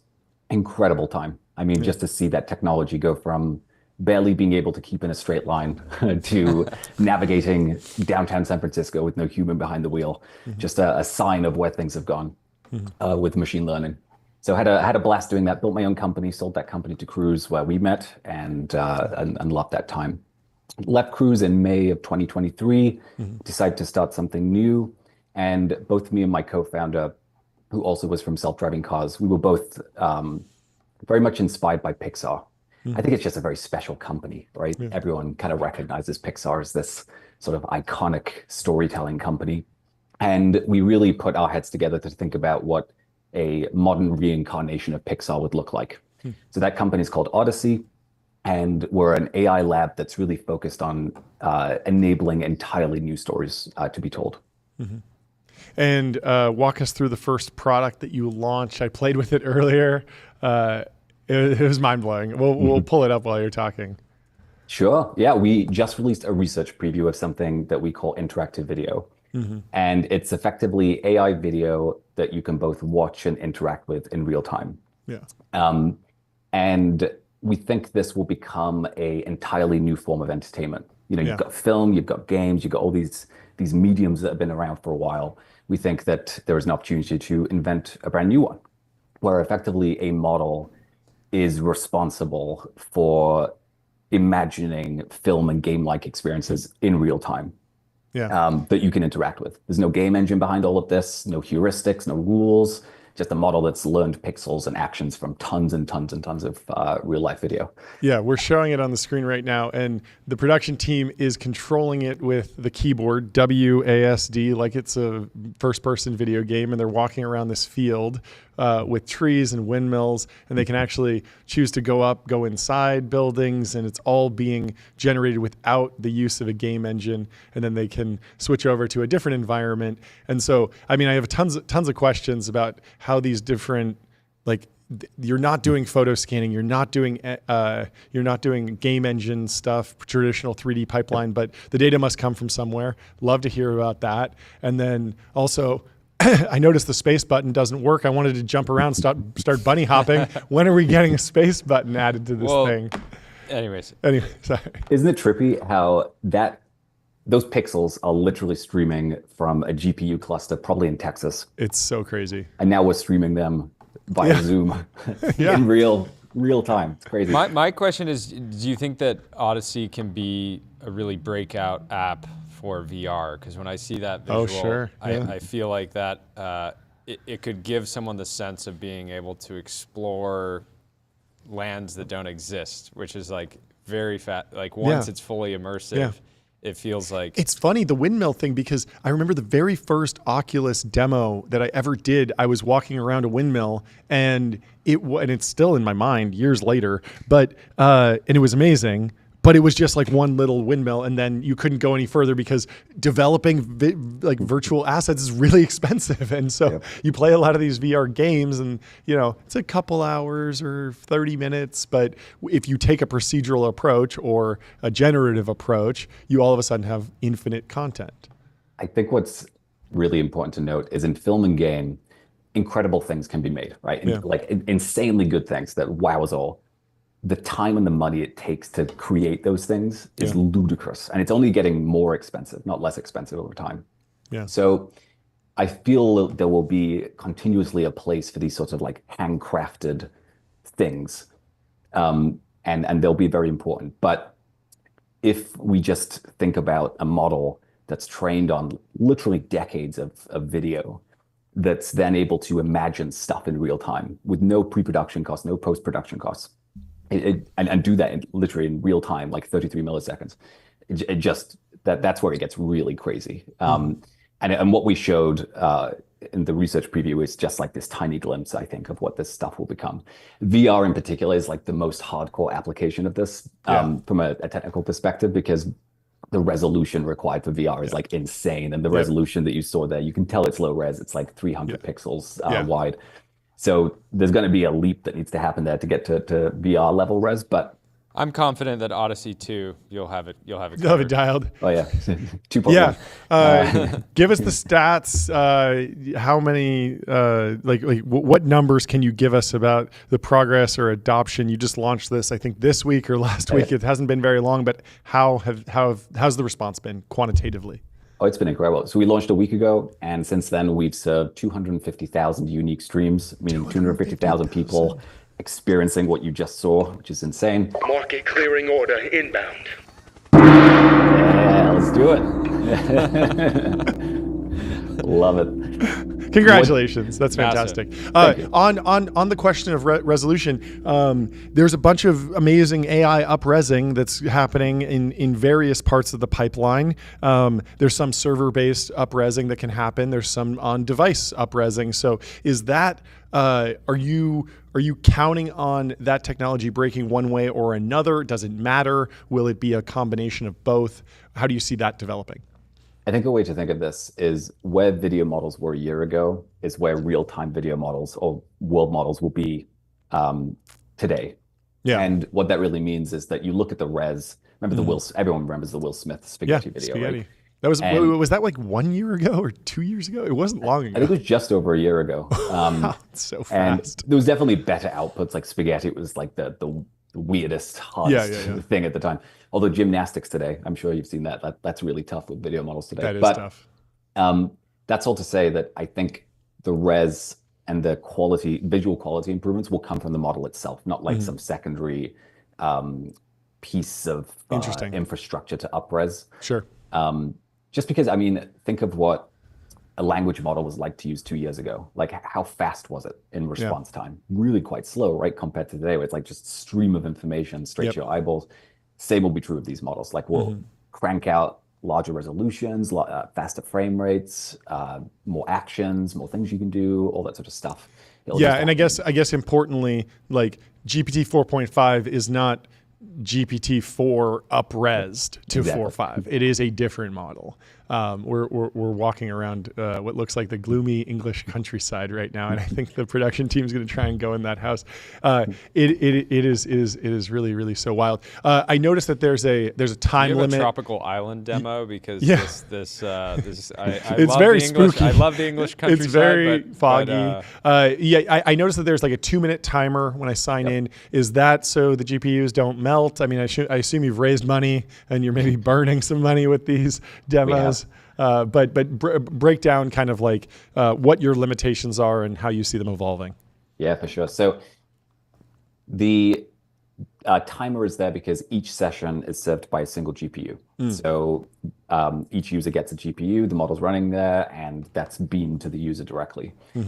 And really quickly, when you say single GPU, you don't mean rack, you mean like one A100 or something like that? One H200. H200. Per user. Got it.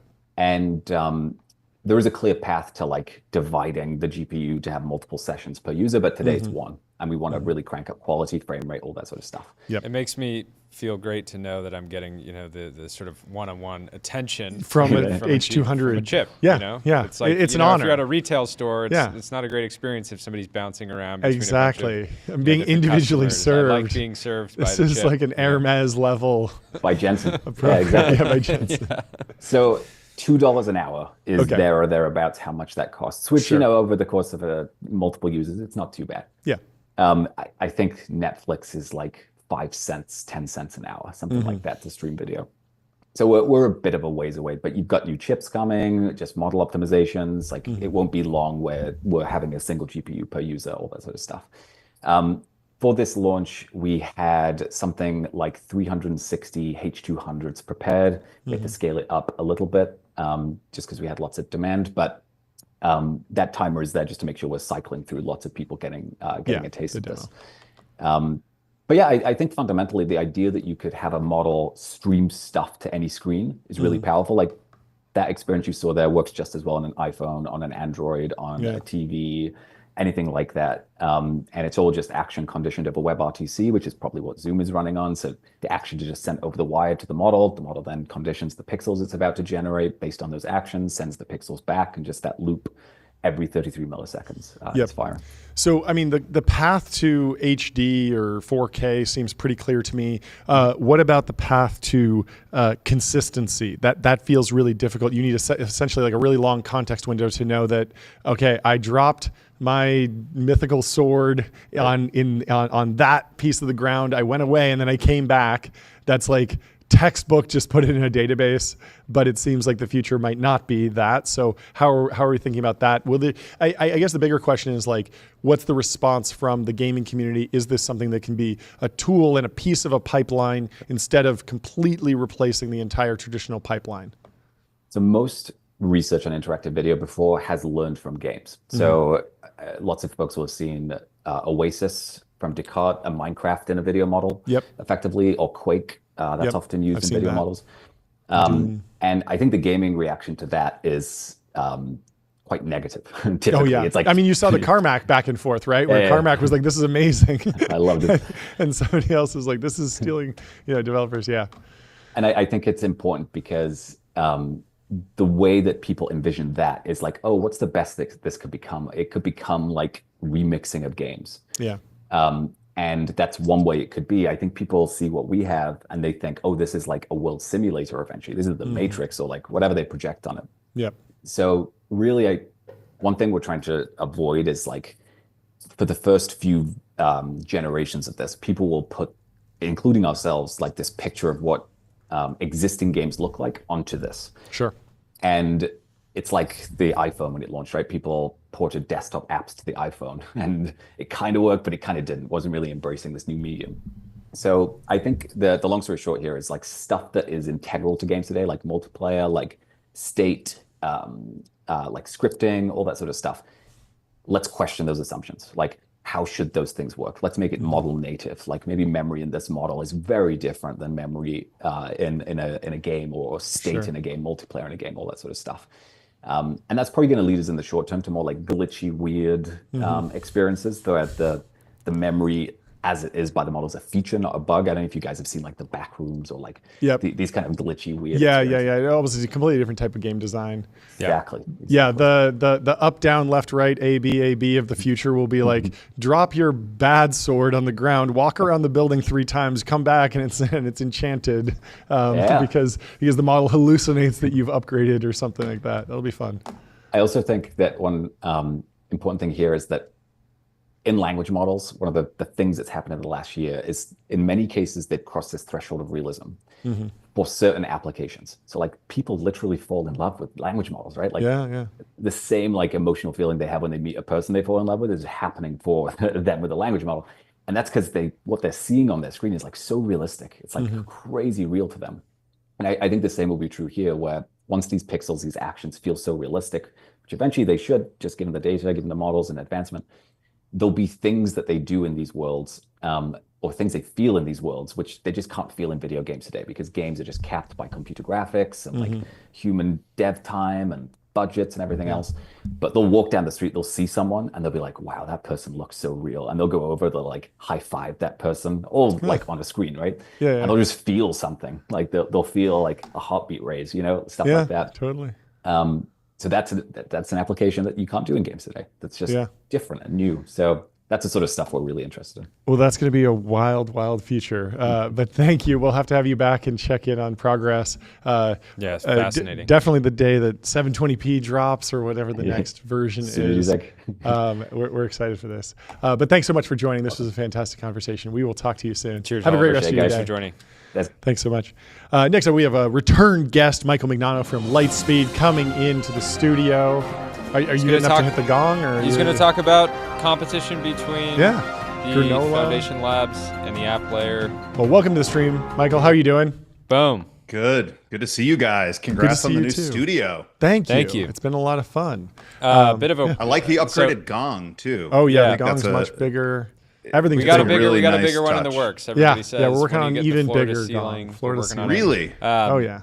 Also, funny day to just be so hyper fixated on AI, because you probably haven't seen the timeline. Tesla's down 17%. 17%. It's just absolute mayhem. I mean, there's an AI narrative there, right? Yeah, there's definitely. But that's not what's driving it there. But anyways, Bloodbath. Michael, it's great to have you on. Wanted to back. get some kind of updated thinking from you on the tension between labs and the Startups. application layer. We saw the news with Windsurf and Anthropic today that had more to do with a potential acquisition. And even when we talked to the founder of Granola, we were talking about the competition between Notion and Granola with these. It's a founder-led kind of previous era scale-up unicorn SaaS company. Yep. Can that company bolt on AI? But then now we're seeing competition from the Foundation Lab. So would love to get your lay of the land. What are you seeing? How are things shaking out? And what do you think the next few months or even years look like? Yeah, it's pretty interesting, right? Like if you think about the big companies that startups previously built on the backs of, the Googles, the Amazons, the Microsofts, it felt like there was this really healthy sort of symbiotic developer ecosystem where the incumbents supply resources, the developers sort of buy and extract from them, and they build really, really big businesses on top. I think what we're seeing now, to your point, is these labs are building developer ecosystems, but then they're very intentionally and overtly going head to head with the developers that are building on them. And I think this has a lot to do with context, right? So if you think back to the internet, and startups 10 years ago, everyone said content is king, content is king. Then distribution was king, right? It was all about how do you get in front of users. We're starting to feel like we're entering the phase of context being king. These models are just hungry for the most unique context possible. And so if an app layer company emerges and has a new type of context and data that the models don't have great exposure to, it's a great signal to point in the direction and say, we're going to compete head on. And so I think that's what we're seeing now. And Nabil Hyatt, great investor from Spark, and we often talk about how the war for context is happening now. And I think that's what a lot of these moves represent. How do you think app layer companies should respond? Is it just double, triple down, go way deeper, focus on workflows that the labs maybe don't have the resources to fully pursue, or is it focusing down on specific niches? I'm curious what I think the right approach is. Well, we definitely get into that, but maybe first, what I would say is, I tweeted something yesterday that occurred to me after the big announcements from OpenAI, in that, the big incumbents, which we talked about a little while ago, sort of like the winners of the cloud era. It wouldn't surprise me if all of these new, these new competitions between the labs and the apps actually drive the apps and the startups right back to the incumbents, to the Googles and the Amazons of the world. I have to wonder if some of these things actually act as a tailwind for models like Gemini, and maybe give a little more credence to the argument that like Google is actually going to be the winner here because of all their distribution. So I think that's one potential. You mean driving back of being like, I'd rather work with Gemini because I don't think they're as likely to kill me?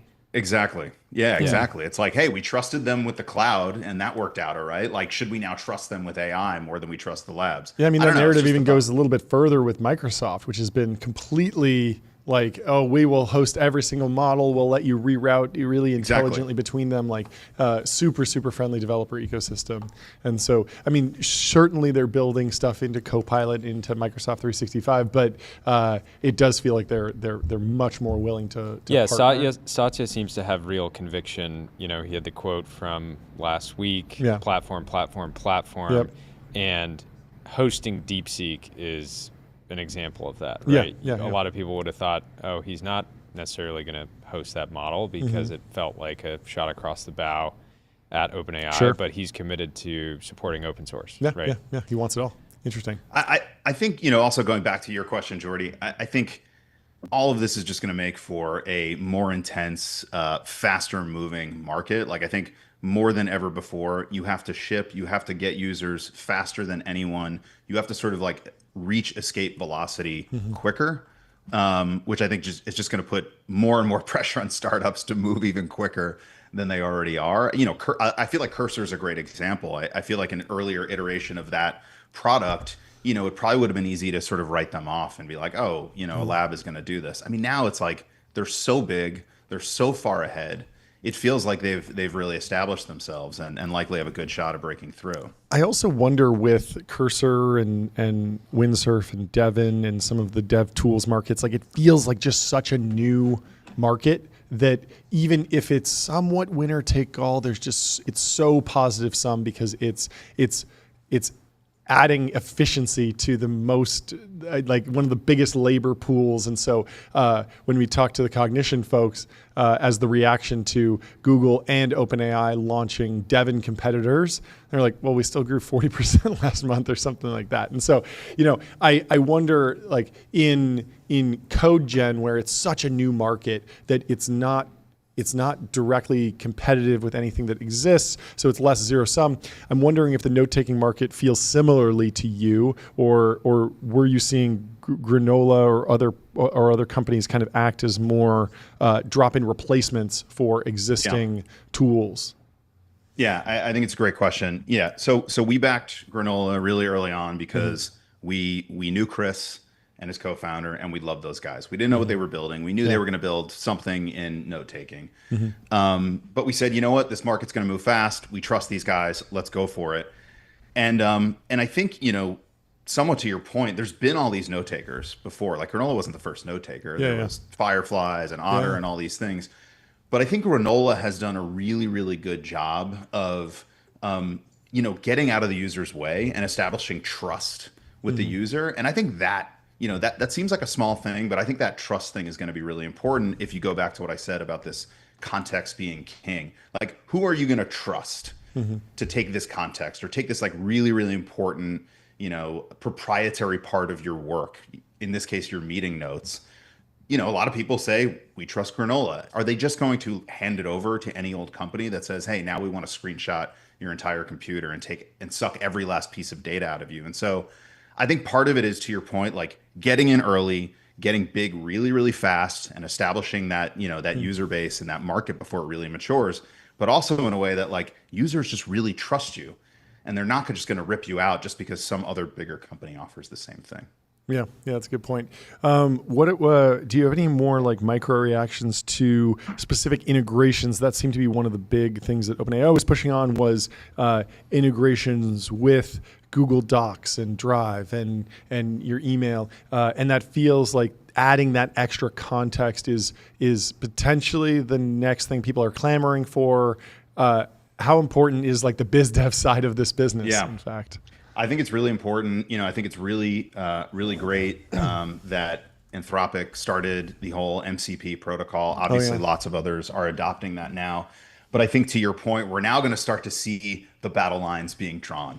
Like who are we willing to integrate with? Who are we not willing to integrate with? Where is the, are we open or are we closed? Where's the data going to go? Where's it not going to go? I think we're going to start to see those alliances and those allegiances form. And I feel we saw like this with APIs like back in 2007, 2010 era. Social media. Oh, they have an API. It's amazing. It's like, well, like you don't know how much that API is going to cost. Like if it's $10,000 per day or something, like that could completely upend your business. And so actually thinking about how that dynamic develops is almost more important than the standard. Although I'm very glad we have a standard. That seems great. But each company is going to have to decide where the value accrual really lands. And then who knows, maybe there'll be some antitrust in 20 years like we're seeing with Apple. Yeah, the big question around trust that I it's an evolving situation, but a California judge, I believe it was yesterday or the day before, ordered OpenAI to retain records of forget what OpenAI calls it, but if you have like a disappearing query, a judge ordered them that they have to retain that. Oh, they obviously said that's a huge overreach, We don't want privacy with users. So incognito mode. It's like not incognito. And that more seems like an issue with the court, and government, the specific judge, having this massive overreach around privacy, but. Privacy in this era when people are more willing than ever across every app to give them all sorts of data. Yeah, and you have a direct incentive to reduce the level of privacy to get better results. Like if the model knows what kind of car you drive, when you ask it for new tires, it will give you better recommendations. So you want to lean into being anti-privacy to get better results. There's this the world is definitely bifurcating into pro-privacy or like fully AGI pilled folks. And there aren't that many people that are in the middle. So obviously we will have to figure it out as a democratic society, ultimately vote, and hopefully sort it all out in the courts. But thank you so much for stopping by. This was Michael, fantastic. always a pleasure. We'd love to have you back. Talk to soon. you soon. Yeah, I mean, guys, I just want to tell you, I don't really aspire to ring the New York Stock Exchange bell one day. I aspire to hit that gong. Hit that gong. Well, next time you're in Los Angeles, come by. Yeah. Come by. Smack the gong. Great to see you, Michael. We'll talk to you soon. Great to see you. Bye. So we have a generational crash out going down on really? the timeline. We got a new post from Elon. Okay. I'm going to read it out. He says, and this is your live reaction, John. Okay, Time to drop the really big bomb. Real Donald Trump is in the Epstein files. That is the real reason they have not been made public. Have a nice day, DJT. Wow. That is a big bomb. But wait, didn't we already know this? Because isn't there that picture with Trump and Epstein together? We're really in dark territory. The business I want to go back to AI story, and business and the technology. business story here is that Tesla's down 17%, DJT is down 7%, Trump coin is down 10%. Wow, they're all fighting. This crash out on both sides is not good for anyone. Well, you know what's some interesting. You know what's not down? Tokens generated, baby. We're still generating tokens every single day. The relentless march of artificial intelligence continues. Well, so the other thing is Elon shared, Trump shared on Truth. It's funny they're battling on their the different social networks. Every billionaire should have their own, social media network to get the word out. But Trump said the easiest way to save money in our budget, billions and billions of dollars, is to terminate Elon's government subsidies and contracts. I was always surprised that Biden didn't do it. Wow. Ashley St. Clair is saying, hey, Donald Trump, let me know if you need any breakup advice. And Dan Primack says, this cannot be a comfortable day for David Sachs. On the other hand, it's just the best day for Sam Altman.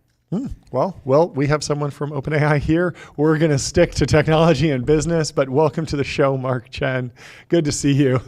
Great to see you guys. Thanks for having me. Awkward day, but I'm excited to talk about deep research. I am excited to talk about AI products. Would you mind introducing yourself and kind of explaining what you do? Because OpenAI is such a large company now, and there's so many different organizations. I'd love to know how you interact with the product and the research side, and anything else you can give to contextualize this conversation.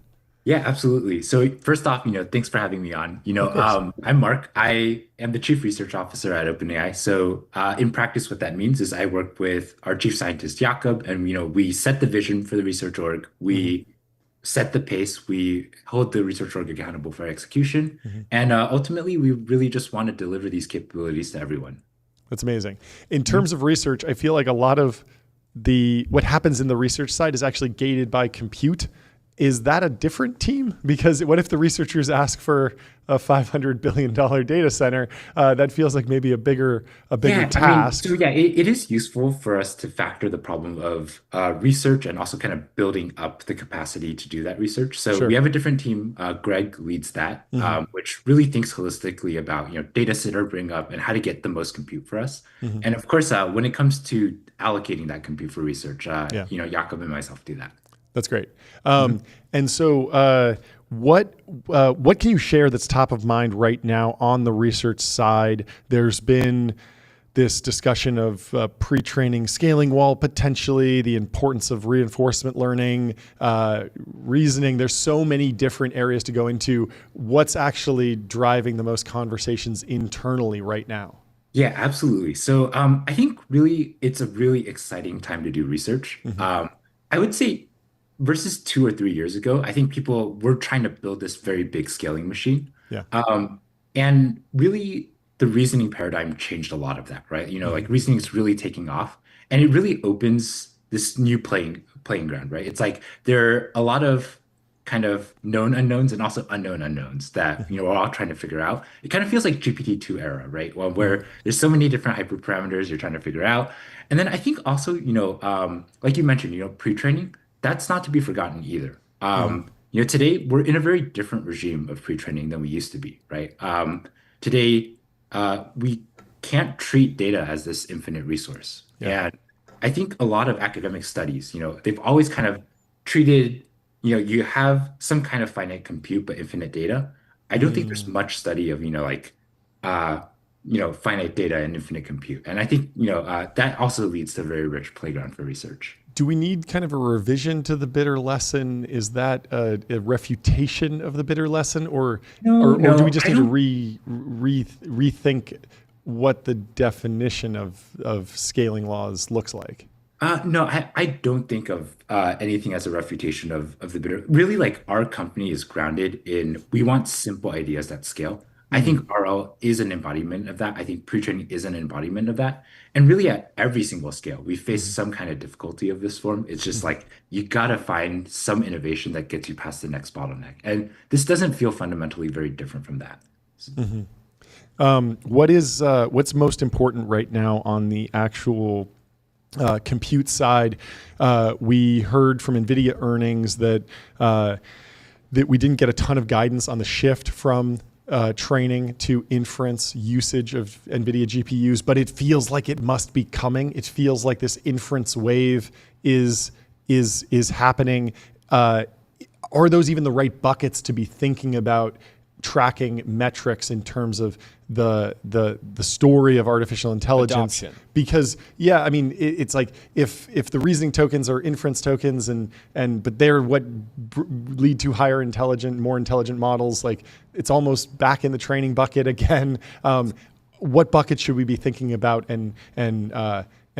or are we, how firmly are we in the applied AI era versus the research era? Well, I think research is here to stay, and it's for all the reasons I mentioned above, right? It's such a rich time to be doing research, but I do think, inference is going to be increasingly important as well, right? It's such a core part of RL that you're doing rollouts. And I think, we see 2025 as this year of agents, right? We think of it as a year where models are going to do a lot more autonomous work. You can let them kind of be unsupervised for much longer periods of time. And that is just going to put big demands on inference, right? When you think about kind of our overall vision, right, we lay it out as a series of steps and levels on the way to AGI, right? And I think the pinnacle, really that last level, is organizational AI, right? Like you can imagine a bunch of AIs all interacting. And yeah, I think that's just going to put huge demands on inference, right? On that organizational question, I remember reading AI 2027, and one of the things that they proposed was that the AIs would actually literally be talking to each other in Slack. Does that seem like the way you imagine agents playing out, like using the same tools as humans instead of one agent says, I'm going to go talk with Teams, and I'm going to talk with Slack, and I'm going to do a little negotiating. But on maybe a it just happens super fast 24/7, or is there like a new machine language that emerges? Yeah, I mean, I think one thing that's really helped us so far in AI development is to come in with some priors for how humans do things, and that's actually if you bake those priors in, they typically are great starting points. So I could imagine like maybe you start with something that's Slack-like and give it enough flexibility that it can kind of develop beyond that and really figure out the way that's most effective for it to communicate. One important thing though is we want interpretability too, right? I think it's very helpful for us today that what the agents do is easy for us to read and interpret. And I don't think you want that to go away as well. So I think there's a lot of benefits just even from a pure like debug the whole system perspective, or just like, let the models, speak in a way that is familiar with us. And, you could also imagine like we might want to plug in to the system too, right? So, whatever interfaces we're familiar with, we would ideally like our model to be familiar with as well. Yeah. I think it's also pretty compatible with, we hit a big milestone. We got, I think, 3 million paying business users fairly recently. Let's go. Yeah, there we go. Let's go. And I think 3 gong hits for 3 million. The gong will keep ringing for a while. Sorry, we had to do it. I was hoping you would drop a number. Yeah. I knew. Congratulations. That's actually huge. That's amazing. Yeah. But I think one big part of that is we have connectors now, right? We're connecting into like G drives, and I think you can imagine like Slack integrations, things like that. I think we just want the models to be familiar with the ways we communicate and get information. Yeah. Can you talk about benchmarking? It feels like we're potentially do you think about benchmarks at all? Oh yeah, a lot. I mean, but I think it's a difficult time for benchmarks, right? I think we used to be in this world where you have these human written benchmarks for other humans, right? And I think we all have these norms for like what are good benchmarks, right? Like we've all taken the SAT. We all have like a good conception of what it means to get, whatever score on that. But I think the problem is the models are already at the point where for even the hardest human written benchmarks for other humans, it's really near saturated or saturated, right? I think one clear example here is the AMY. Like probably the hardest auto-gradable like human math eval, at least in the US. And the models are consistently getting like 90+% on these. And so what that means is, I think there's a kind of 2 different things that people are doing, right? They're developing kind of model based benchmarks, right? They're not kind of things that we would give to an ordinary human. Things like Humanity's Last Exam, things like Epic AI that are really, really at the frontier of what people can do. And I think the hard thing is it's not grounded in intuition anymore, right? Like you don't have a lot of people who have taken these exams, so it makes it harder to kind of calibrate on whether this is a good exam or not. One of the exciting things that's on the flip side of that is I really do think we're at the era where models are going to start innovating, right? Because I think once you've passed the last kind of like the hardest human written exams, that's kind of at the edge of innovation. And I think you already see that with the models, right? Like they're helping to write parts of papers. And I think the other kind of way that people have shifted is, there's these, ultra frontier evals, but they're also people kind of just indexing on real world impact, right? You look at your revenue, kind of the value you deliver to users. And I think that's ultimately what we care about. Can you bring that back to interpretability research, like with these super hard math evals, for example? Are we doing the right research to understand if the thought process mirrors not just one-shotting the answer. Oh, you memorized it or you magically got it correct, but you actually took the correct path. Kind of like, you're graded for your work, not just the answer if you're in grade school. And Dario said that interpretability research will actually contribute to capabilities and even give a decisive lead. Do you agree with that? What's your reaction to that concept of interpretability research being very important? Yeah, I mean, we care a lot about it here at OpenAI as well. So one thing that we care a lot about is interpreting how the model reasons, right?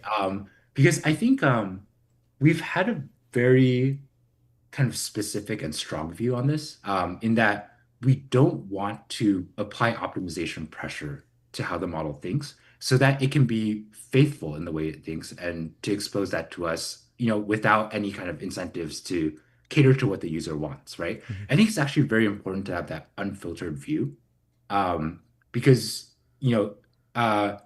oftentimes, like if the model isn't sure, you don't want to hide that fact, right? Just for it to kind of please the user. And sometimes it really isn't sure, right? And so we've really done a lot of work to try to promote this norm of chain of thought faithfulness and interpretability.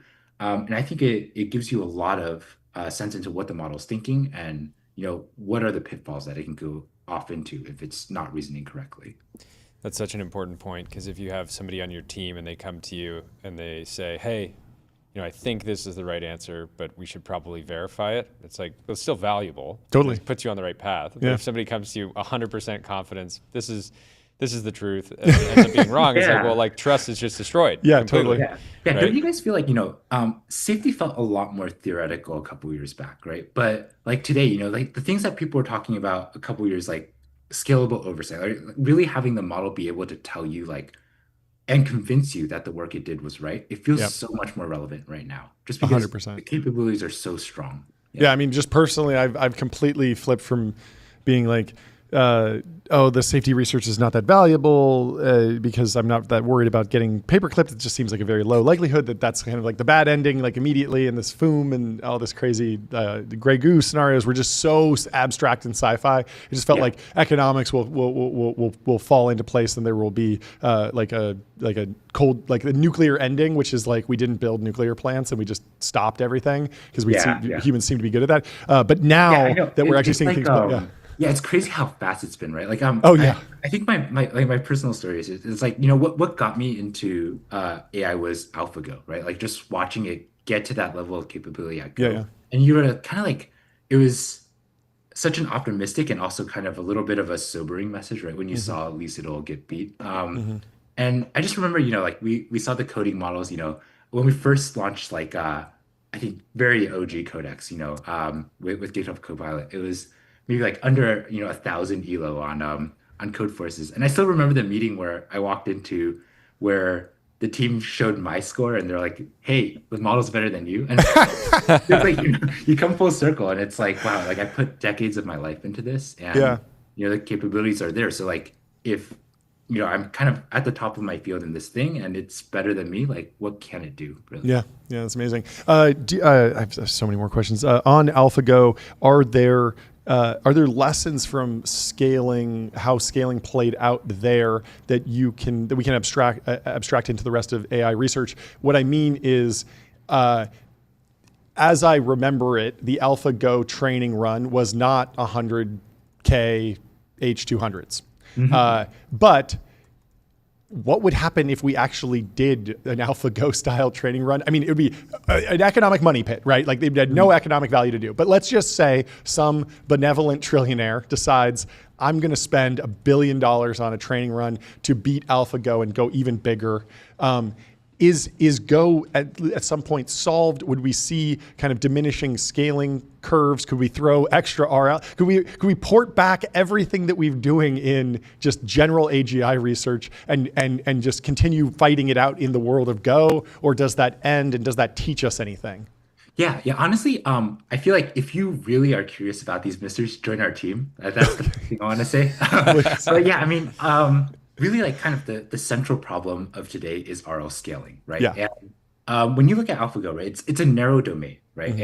I think in some sense that limits the amount of compute you can pump into it. Mm-hmm. But even kind of small toy domains, they can teach you a lot about how you scale RL. Like what Mm-hmm. are the axes where it's most productive to pump scale in?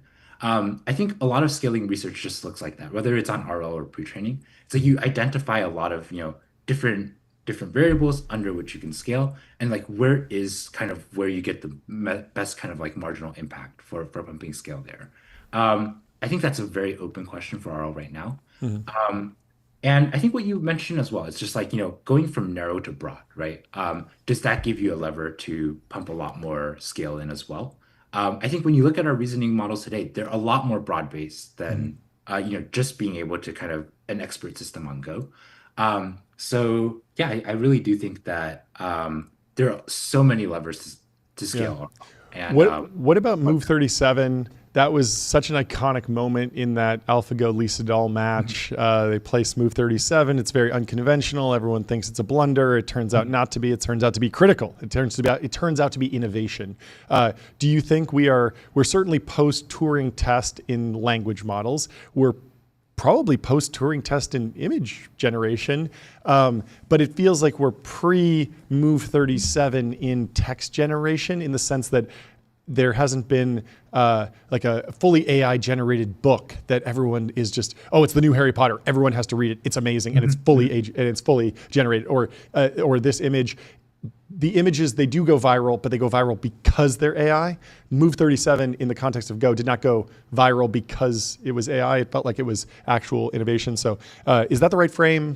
Does that make any sense? Yeah, I think it's not the wrong frame. So I think some quick thoughts on that. I think kind of when you have something that's very measurable, like win or lose, right? Yeah. Something like Go. Yeah, it's like very easy for us to kind of just judge, right? Like, did the model do something right here? And I think the more fuzzy you get, it is just harder, right? Like, when it comes to, is this the next Harry Potter, right? Like, it's not a universally loved book. I think fairly universal, but there's some haters. And yeah, I think it is just kind of hard when it comes to these human subjective things, right? Where it's really hard to put down in words like what makes you like Harry Potter, right? And so I think those are always going to lag a little bit, but I think we're developing more and more techniques to attack kind of these more open-ended domains, and I don't know. I wouldn't say that we're not at an innovative stage today. So I think my biggest touch with this was when we had the models compete on the IOI last year. So IOI, it's like the international, basically Olympics for computer science. Basically the top 4 kids from each country go and compete, and these are really, really tough problems. Basically selected so that they require some innovative insight to solve, right? I think, and we did see the model come up with solutions even to some very ad hoc problems, and so I think there was a lot of surprise for me there, right? I was completely off base about which problems the model would be able to solve the most, right? I think like I kind of categorized there's 6 problems. Some of them as more kind of like, oh, this is standard, a little bit more standard. This is a little bit more out of the box. I was like, it's not going to be able to solve this more out of the box one, but it did, and I think that really does speak to kind of these models have the capacity to do so, especially trained with RL. Now, put that in context of what's going on with Arc AGI. Obviously, OpenAI has made incredible progress there, but it just, when I do the problems, it seems easy. And when I look at the IOI sample problems, I think this would be a 20-year process for me to figure out how to achieve that. And I can do the Arc AGI on my phone. Is this the spiky intelligence concept? Is this something that a small tweak in algorithmic design just one-shots AGI or Arc AGI, or is there something else going on there that we should be aware of? Yeah, I mean, I think part of this is the beauty of Arc AGI as well, right? Like, I think I'm not sure if there's another kind of like human intuitive simpler benchmark, which is for the models. And I think really that's one of the things they really optimize for on that benchmark. I do think when it comes to models though, like there's just a little bit of a perception gap as well. Like, models aren't used to this kind of native, like just screen type input. I think there's a lot we can bridge there. Actually, even O4 Mini, it's a state-of-the-art multimodal model in many ways, including visual reasoning. And I think you're starting to kind of build up the capacity for the models to take images, manipulate and reason about them, generate new images, write code on images, and I think it's just been kind of under focused. But I think when I talk to researchers in the field, they all see this as a part of intelligence too, and we're going to continue to focus there. Yeah, is RKGI kind of in the, if we're dropping a buzzword on it, is like program synthesis? Is there a world where I know the tokens, like the images, we see them as renderings of squares in different colors, but when they're fed into the LLM, they're typically just a stream of numbers effectively. Is there a world where actually adding a screenshot is what's important, like visual reasoning? Yeah. So I think that could be important. It's just like kind of whenever it comes to like textual representation of grids, models today just don't really do that well, right? And I think it's just kind of because humans don't really ever write down textual representations of grids, or like it's like we have a chessboard, like no one really kind of just like types it out in a grid, like and so the models are kind of like under-trained a little bit on what that looks like and what that means. So I think with more reasoning, we'll just bridge the gap. I think with better visual perception, we'll just bridge that gap. Yeah. How are you thinking about the role of non-lab researchers in the ecosystem today? I'm sure you try to recruit some of the best ones, but the ones that don't join your team. Tell us about the one that got away. Yeah, the one that got away. I think it's still actually a fairly good time for specific domains, right? To be doing research, and I think the style is just very different. And you do feel the pull of non-lab researchers into labs because I think they feel like a lot of the burning problems in the field are at scale, right? At scale, and that's kind of one of the unfortunate things too, right? Like when you look at reasoning, you just don't see that happen at small scale, right? There's like a certain scale at which it starts becoming signal bearing, and that requires you to have resources, right? But I do think, a lot of the really good work that I've seen, there's experimental architectures. I think a lot of good work is happening in the academic world there, like a lot of study in optimization, a lot of study in kind of like GANs. There's certain fields where you see a lot of fruitful research that happens in academia. Yeah, that makes a lot of sense. How about consumer agents? How are you thinking about them? You talked earlier about sort of B2B adoption, and that's all very exciting, but how much do you and the research org think about breakout consumer agent products? Yeah, that's a fantastic question. I think we think about it a lot. I think that's the short answer.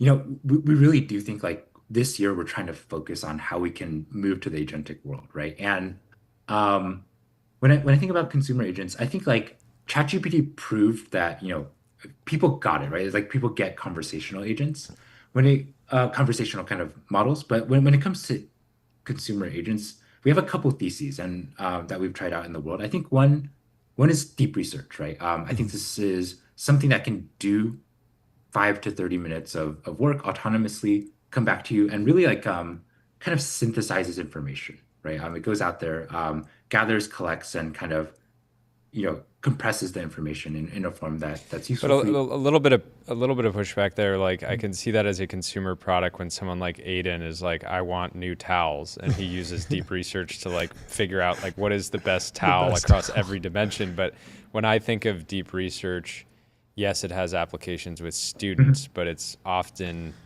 some of them might just be the paradigm, because I feel like consumers being like, we give keep me a using deep this research flight report on this country and where to travel and things like that. We keep using this flight example, but I haven't actually tried to book a flight with deep research. It's totally possible that it could go and pull all the different flight routes and calculate all the different delays and all the different parameters of if I fly to this airport, I can park, or I can use valet here or something like that. I guess like when I think of agents, it's deep research is like, curating information on which you can take action on, but it's like at what point is action a part of that sort of loop, right? Where you can not only curate a list of flights that you want, but then, actually go out and have agency. Yeah.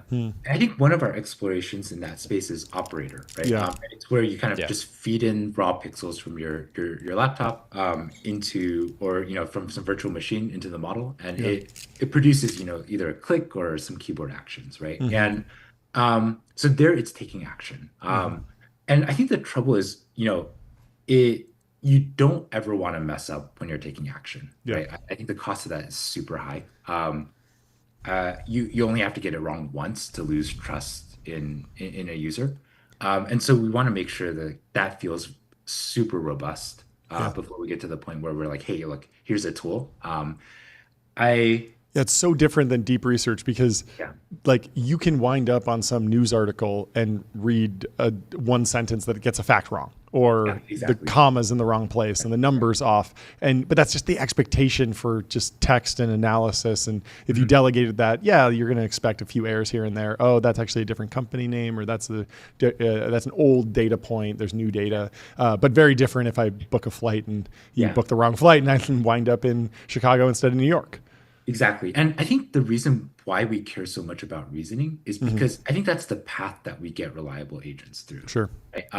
We've talked about like reasoning helping safety, but reasoning is also helping reliability, right? It's like you imagine like what makes a model so good at a math problem? It's like it's banging its head against it. It's trying a different approach, and then it's like adapting based on what it failed at last time. And I think that's the same kind of behavior you want your agents to have. It's like tries things, like it adapts and keeps going until it succeeds. And that's the humans do this every day. You're booking a flight, you keep hitting an error. You're not sure which form you missed, right? And you're just sort of banging your head against the computer, and eventually it says, "Okay, you're booked," right?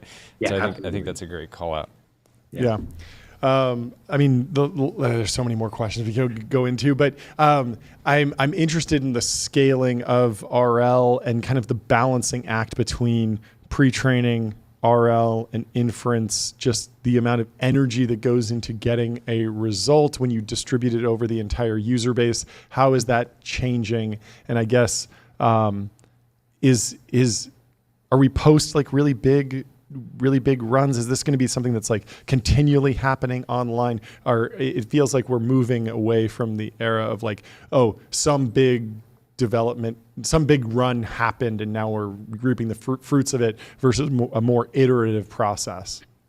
I mean, I don't see why it has to be so, right? I think like if you find the right levers, you can really pump a lot of compute into RL as well as pre-training. I think it is a delicate balance though between all of these different parts of the machine. And when I look at my role with Jakob, it's just kind of like figure out where how this balance should be allocated, where the promising kind of like nuggets are arising from, and resourcing those. It's kind of in some sense, I feel like part of my job is a portfolio manager. Yeah, that's a lot of fun. Well, thank you so much for joining. This was a fantastic conversation. We'd love to have you back and go deeper. Great hanging, Mark. We'll talk to you soon. Yeah, peace. Have a good one. Next up, we have Sholto Douglas from Anthropic coming on this show, and Jordy is giving us the update on. I'm just getting a lot of messages saying why no one cares about AI. Talk about the drama on the timeline. We do care about AI.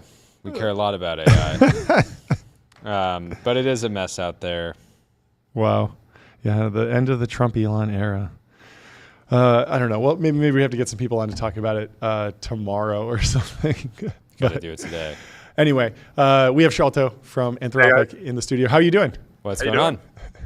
Great to see you guys. Hopefully, you're staying out of the chaos on the time. Don't open your timeline. Right, don't open. We'll do you a favor. Sweet child. Mute to Twitter. Right? Yeah, mute everything. Stay focused on the application. Stay focused layer. On the mission. Stay focused on the next training run.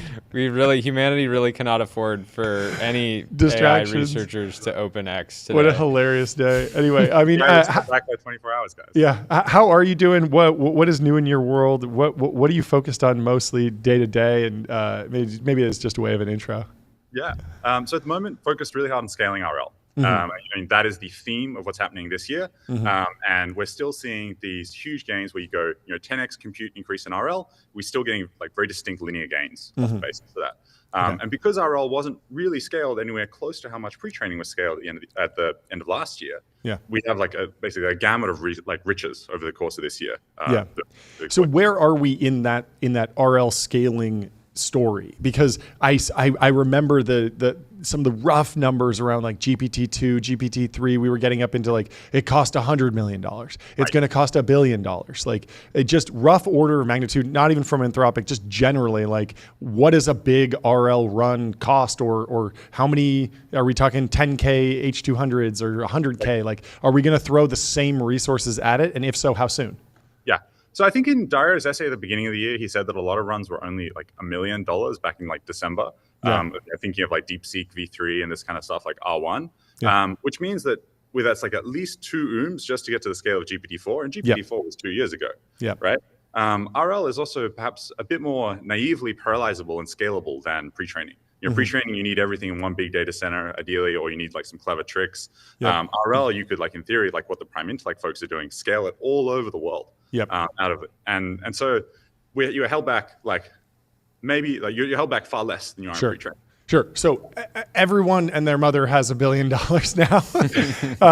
There are hundreds of thousands of GPUs getting pumped all over the place. I feel like we're not GPU poor as a society. Maybe some companies need to justify it in different ways, but it sounds like there's some sort of like reward hacking problem that we're working through in terms of scaling RL. What are all of the problems that we're working through to actually go deploy the capital cannon at this problem? Yes. So, I mean, think about what you're asking the model to do in RL is you're asking it to achieve some goal at any cost, basically. And this comes with a whole host of like behaviors which you may not intend. In software engineering, this is really easy. You might try and hack unit tests or whatever. In much more longer horizon, real world tasks, you might ask it to say, go make money on the internet, and it might come up with all kinds of fun and interesting ways to do that, unless you find ways to guide it into following the like principles that you want it to obey, basically, or to align it with your like idea of what's sort of best for humanity. And so it's a pretty intensive process. It's a lot of work to hunt down all the ways these models are hacking through the rewards and patch all of that. And how are we going to see scaling in the number of rewards that we're RLing against, if that makes sense? I would imagine that at a certain point, unless we come up with like kind of like the Genesis prompt, go forth and be fruitful or something and multiply. You could imagine training runs on just knocking down one problem after another, and is that kind of the path that we're going down? I very much think so. There's this idea in which the sort of world becomes an RL environment machine in some respects, because there's just so much leverage to making these models better and better at all the things we care about. And so I think we're going to be training on just everything in the world. Got it. And then does that lead to more model fragmentation, models that are good at programming versus writing versus poetry versus image generation, or does this all feed back into one model? Does the idea of the consumer needing to pick a model disappear? Are we in a temporary period for that paradigm? I think the main reason that we've seen that so far is because people are trying to make the best of the capital. Like we are all still GPU poor in many ways. Okay. And people are focusing those GPUs on the sort of like spectrum of rewards that they think is most important. And look, I'm a bit of a big model guy. I really do think that similar to how we saw with large pre-trained models before, where small fine-tuned models had gains over the sort of GPT-2 era, but then were obsoleted by GPT-4 being generally good at everything. I think, to be honest, you're going to see this generalization and learning across all kinds of things. That means you benefit from having large single models rather than specialization or area fine-tuned models. Can you talk a little bit about the transition from, or any differences between RLHF and just other RL paradigms? Yes. So RLHF, you're trying to maximize a pretty lossy signal. Things like pairwise, like what do humans prefer? And I don't know if you've ever tried to do this, like judge two language model responses. I get prompted for that all the time. Right. And I'm always like, I don't want to read both of those. I'll just click the one on the left. Exactly. And I click one of the random ones sometimes. Yeah. Or I click like the one that just looks bigger, or I'll read the first two sentences. But yeah, right. I'm not giving straight. I'm not doing my job as a human reinforcer. Exactly. Human preferences are easy to hack. Yeah, totally. Environments in the world are much truer if you can find them. So something like, did you get your math question right, is a very real and like true reward. Does the code compile, right? Does the code compile, exactly. Did you make a scientific discovery? Yeah. We're going to start. We got very little rewards right now, but pretty quickly over the next year or two, you're going to start to see much more meaningful and long horizon rewards. You're going to see models bribing the Nobel Committee to win the Nobel Prize or that something. Would be a good reward hack. There's reward hacking, yeah. But that's the thing we want to prevent, right? Exactly. That's the real nightmare scenario. What about like? There's so many different problems that we run into that feel like. It's just really, really hard to design any type of eval. My kind of benchmark that I use whenever a new model drops is just tell me a joke. Yeah. They're always bad, or even the latest VO3 video that went viral was somebody said like stand-up comedy joke. And it was kind of a funny joke, but it was literally the top result for joke Reddit on Google. And then it clearly just took that joke and then instantiated it in a video that looked amazing. But it wasn't original in any way. And so we were joking about like the RLHF loop for that is like you have an endless cycle of comedians running AI generated materials and then speak microphones in all the comedy clubs to feed back what's getting laughs. But honestly, that would work pretty well. Actually. Yeah. If any comedians want to hook us up with an RL loop, I'm in. But I mean, for some of those less like as you go down the curve, it feels like each one gets harder and harder to actually tighten the loop. We see this with like longevity research, where it's like, okay, it takes 100 years to know if you extended a human life. Like yes, you could create a feedback loop around that, but every change is going to be hundreds of years. And so even if you're on the cycle, it's irrelevant for us in the context that we talk about AI. So talk to me about like, are you running into those problems or will there be like another approach that kind of works around those? So there are a lot of situations where you can get around this by just running much faster than real time. Like let's say the process of building a giant app, like building Twitter, right? Yeah. Is something that would take human months. But if you got fast enough and good enough AIs, you could do that in several hours, right?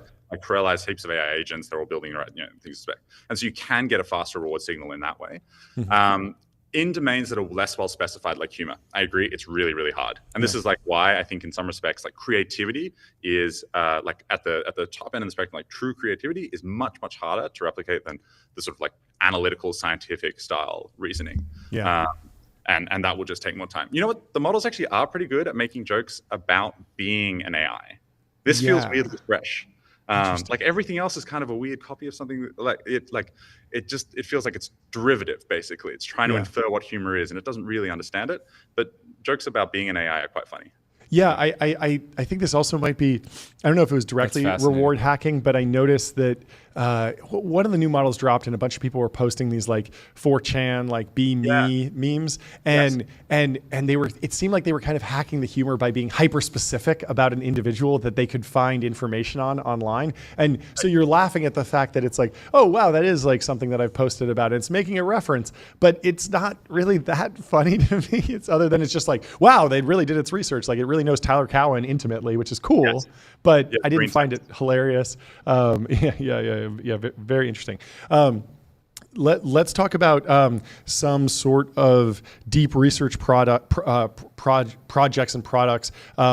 We were talking to Will Brown, and he was saying like AGI is here with some of the bigger models, but the time that AGI can feel consistent, it diverges, and so you could be working with someone who's 100 IQ, but they will stay consistent for years as an employee, or they'll keep living their life. Whereas a lot of these super smart models are working really well, and then after a few minutes of work, the agents kind of diverge and kind of go into odd paradigms, and it feels very not human. It feels like they're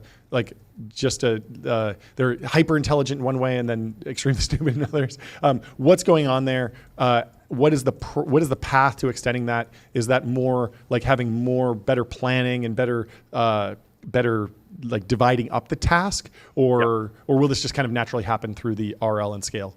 Yeah, so there's that jaggedness, right, which is what you're seeing, is how we call it.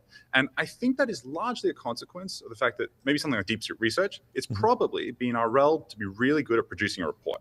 Yeah. But it's never been RL'd on the like act of producing valuable information for a company over a week or a month, or like making sure the stock price goes up in like, a quarter or something like this, right? Like it doesn't have any conception of how that feeds into the broader story at play. It can kind of infer it because it's got a bit of world knowledge from the, the base model and this kind of stuff, but it's never actually been trained to do that in the same way humans have. So to extend that, you need to put them in much longer running, much like long horizon things. And so deep research needs to become, like deep operate a company for a week kind of thing. Sure.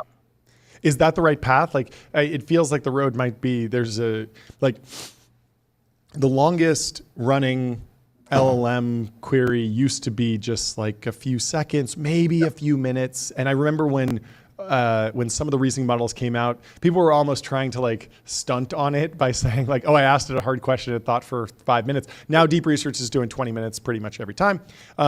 Is the path 2 hours, 2 days, or are we going to see more efficiency gains such that we just get the 20-minute model, the 20-minute results in 2 minutes and then 2 seconds? Yeah, so this is somewhere where like inference in many respects and prioritization becomes really important. So both like how fast is your inference? It literally affects the speed at which you can think and the speed at which you can do these experiments. Also, how easily you can parallelize becomes really important. Like, can you dispatch a team of sub agents to go and do deep research and like compile like sub reports for you so that you can do everything in parallel? These kinds of like it's both like there's an infrastructure question here that feeds up from the hardware and the chips and this kind of stuff to like designing better chips for better inference and all this, and an RL question of like how well can you parallelize and all this. So I think we just need to compress the timelines, compress the time frames basically. So if I'm like an extremely big model and I'm running an agentic process, like how much am I hankering for like a middle-sized model on a chip or like baked down into silicon that just runs super fast? Because it feels like that's probably coming. We saw that with the Bitcoin progression from CPU to GPU to FPGA to ASIC. Do you think we're at a good enough point where we can even be discussing that? Because every time I see like the latest Mid-Journey, I'm like, this is good enough. I just want it in 2 seconds instead of 20. But then a new model comes out, and I'm like, oh, I'm glad I didn't get stuck on that path, right? But like, how far away are we from? Okay, it's actually good enough to bake down into silicon. Well, there's a question here of baking it down to silicon versus designing a chip which is like very suited for the architecture that you care about, right? And baking down to silicon, unsure. Like, I think that's a bet that you could take, but it's a risky one because the pace of progress is just so fast nowadays. And I really only expect it to accelerate. But designing things that make a lot of sense for the sort of transformers or architectures of the future should make a lot of sense. Wait, that's a big gap though. Transformers or architectures of the future. If we diverge, there's a lot of companies that are banking on the transformer sticking around. What is your view on transformer architecture sticking around for the next couple of years? I mean, look, they stuck around for 5 years, so they might stick around for a little while. But there's different.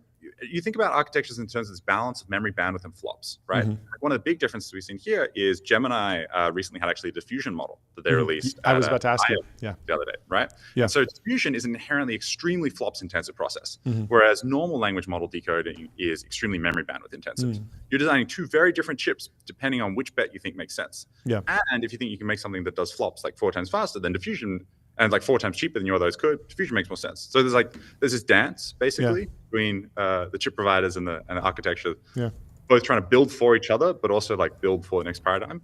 It's risky. Do you? I don't know how much you've played with image generation, but do you have any idea of what's going on with images in ChatGPT? It feels like there's some diffusion in there. There's some tokenization, maybe some transformer stuff in there. It almost feels like the text is so good that there's like an extra layer on top almost, and that it's almost like reinventing Photoshop. And I guess the broader question is like, it feels like an ensemble of models. maybe the discussion around just agents and text-based LLM interactions shouldn't necessarily be transformer versus diffusion, but maybe how will these play together? Is that a reasonable path to go down?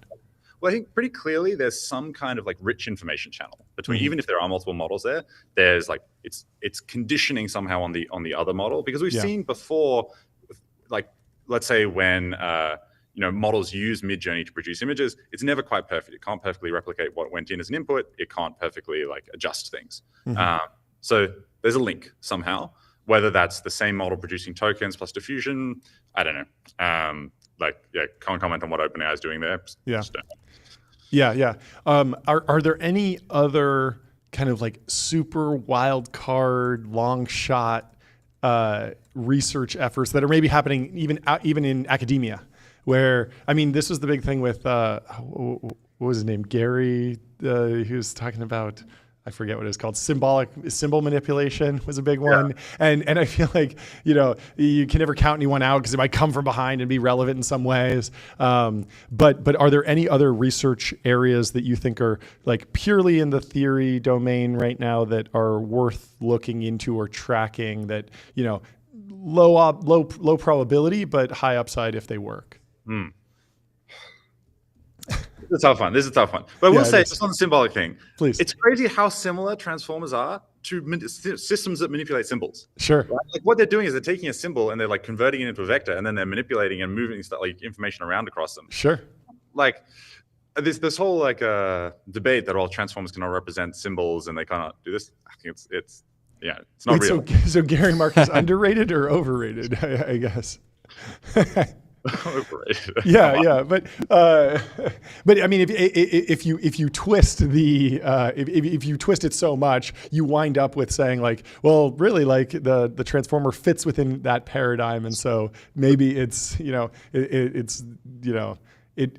the rhetoric around it being a different path was maybe false the whole time. Something like that. But as I remember that debate, it was really the idea of compute scaling versus almost like feature engineering scaling, and will the progress scale with human hours or GPUs essentially, and that has a very different economic equation. It feels like there's been some rumblings about maybe with a data wall we'll shift back to being human labor bound, but do you think that there's any chance that that's relevant in the future, or is it just algorithmic progress married with bigger and bigger data centers in the future? So I'm pretty bitter lesson built in the sense that I do think removing as many of our biases and our like clever ideas from the models is really important, just like freeing them up to learn. Now, obviously there is clever structure that we put into these models such that they're able to learn in this extremely general way, and that, but I am more convinced that we will be compute bound than we will be like human researcher hour bound on this kind of thing. Like we're not going to be feature engineering and this kind of stuff. Sure. We're going to be trying to devise incredibly flexible learning systems. Yeah, that makes sense. On the scaling topic, part of my like worry is that the OOMs get so big that they turn into these mega projects that are that at a certain point you're bound by the laws of physics because you have to move the sand into silicon chips and you have to dig up the silicon, and at a certain point there's only so much sand, and like the math gets really, really crazy just for the amount of energy required to move everything around to make the big thing. Where are you on how much scale we need to reach AGI? Whether or not we will see like the laws of physics start acting as a drag on progress, because it certainly feels exponential. We're feeling the exponentials, but a lot of these turn into sigmoids, right? So I think we've got like 2 or 3 more OOMs before it gets really hard. Leopold has this nice table at the end of his situational awareness where I think like 2028 or something is when under really aggressive timelines that you get to 20% of US energy production. It's pretty hard to go exponentially beyond 20% of US energy production. Now, I think that's enough. Every indication I'm seeing says that's enough. Now, then there might be some complex, data engineering, reward engineering, this kind of stuff that goes into there's still a lot of algorithmic progress left to go. But I think that with those extra ooms, we get to basically a model that is capable of assisting us in doing research and software engineering. Yeah, which is the beginning of the self-reinforcement. Yeah, interesting. Exactly. Is that just a coincidence? Like this feels like one of those things. This feels like one of those things where like the moon is the exact same size as the sun in the sky. It's like, oh, it just happens that AGI happens within this time. Like, have you unpacked that anymore? Because it feels convenient. Not to, I know less about this. There's a lot of weird conveniences or like weird.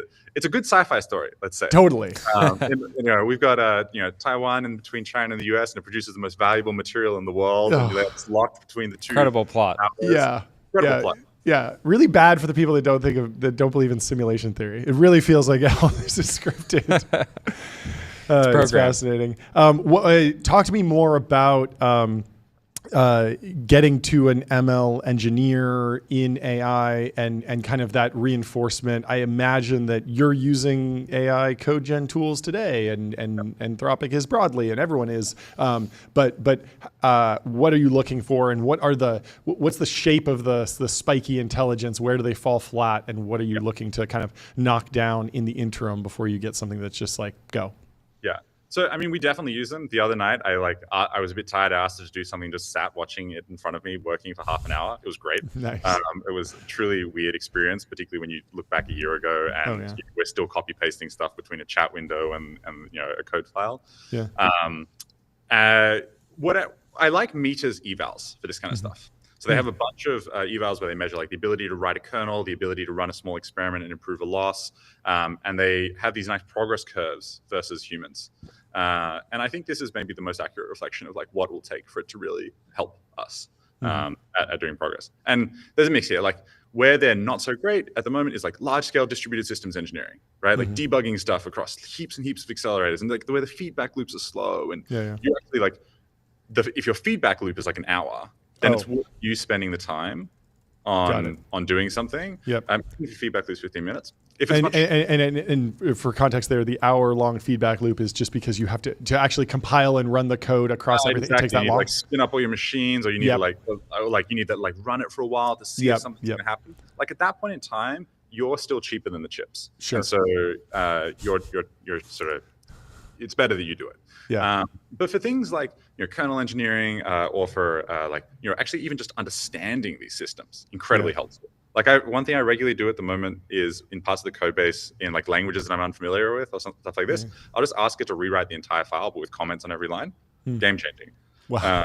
It's like comments on every line. Yeah, or just hunt through like thousands of files and explain how everything interacts to me, draw diagrams, this kind of stuff. It's really, Yeah. How important is a bigger context window in that example you gave? That feels like something that's important, and yet I just naively, like Google's the one that has the 1 million token context window. I imagine that all the other frontier labs could catch up, but it seems like it hasn't been as much of a priority as maybe like the PR around it sounds like. Is that important? Should we be driving that up to like a 1 trillion token window?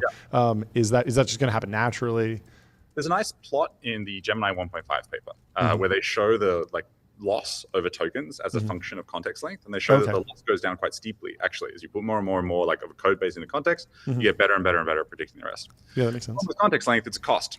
The way transformers work is that there's you have like this memory that is proportional. The KV cache is proportional to how much context you've got. And so you can only fit so many of those into like your various chips and this kind of stuff. And so longer context actually just costs more because you're taking up more of the chip, and you're sort of like you could have otherwise been doing other requests basically. So bringing it back to the custom silicon, is that a unique advantage of the TPU? Is that something that Google has thought about and then wound up to put themselves in this advantaged position, or is it a durable advantage even? Yeah, so TPUs are good in many respects, partially because you can connect hundreds or thousands of them really easily across really great networking. Whereas only recently has that been true for GPUs. With like NVLink? GPUs, yeah, with NVLink and like the NVL72 stuff. Okay. So it used to be like 8 GPUs in a pod, and then like you connect them over a worse interconnect. And now you can do 72, and then it breaks down. With Google TPUs, you can do like 4,000, 8,000 over really high bandwidth interconnect in one pod. And so that is helpful for things like just general scaling in many respects. I think this is doable across any chip platform, but it is an example of like somewhere that being fully vertically integrated is in a benefit. Yeah, that makes sense. Talk to me about Arc AGI. Why is it so hard? It seems so easy. It does seem easy, doesn't it? It certainly seems like more evaluatable than tell me a funny joke, right?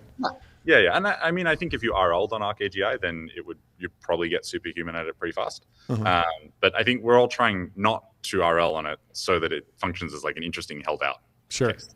Okay. Wait, is that just an informal agreement between all the labs, basically? Yeah, we try and have a sense of honor between us. That's good. Sense of honor. That's amazing. How many people on Earth do you think are getting the full potential out of the publicly available models? Because we're now at a point where we have, billion plus people are using AI almost daily. And yet I have to admit, my sense would be it's maybe like 10,000, 20,000 people on the entire planet are getting that sort of full potential. But I'm curious what your assessment would be. Yeah, I completely agree. I mean, I think that even I don't get the full potential out of these models often. And I think as we shift from you're asking it questions and it's giving you sensible answers to you're asking it to go do things for you that might take hours at a time, and you can really like paralyze and spin, that we're going to hit like yet another inflection point where even less people are like really effectively using these things, because it's basically going to require you to like, it's like StarCraft or Dota. Like it's going to be like your APM of like managing all these agents, and that's going to be quite an expensive process. Yeah. So playing StarCraft is such a good example. You think you're just absolutely crushing it, and then you realize like there's an entire area of the map you're just getting destroyed on. Yeah, exactly. It's such a good comp. That's great. Anything else, Jordy? I think that's it on my side. I mean, I would like this to be an evolving conversation. Yeah, this was fantastic. We'd love to have you back and keep conversation. chatting. Absolutely, it's really fun. Love to be back on, guys. Yeah, we'll talk to you soon. Cheers, Schulte. Have a good one. All right, we got worst, Emmett the worst possible AI day given the Yeah, so for markets. context, folks, we are going to be doing a live timeline and turmoil segment at 2 p.m. PST. Okay. Let's do it. So if there's posts you want us to cover, Send you them can in. go send them. I'll put this We in can the review chat a few more. Pull one up. I'm going to do some ads because we got Emmett Shear coming in the temple in just a few minutes. First, let me tell you about Numeral, sales tax on autopilot. Spend less than 5 minutes per month on sales tax compliance. Go to numeralhq.com.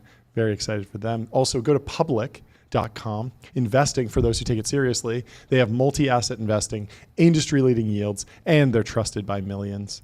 Millions. In other news, Tim Sweeney continues to battle Apple.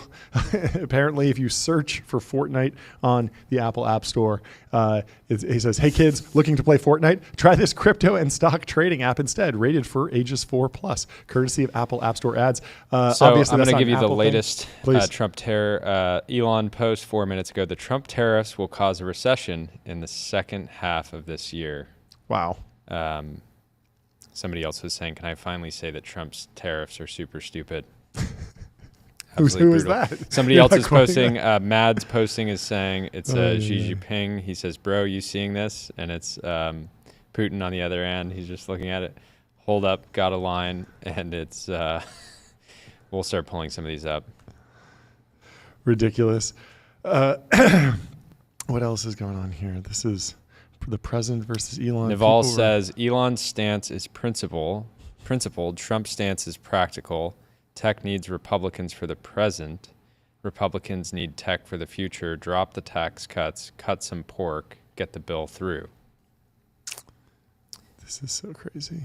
Antonio Garcia says, remember, there's FU money and then there's F the world money.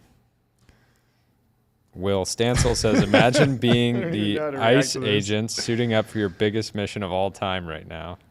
People are saying that Trump's going to deport Elon. Back to South Africa.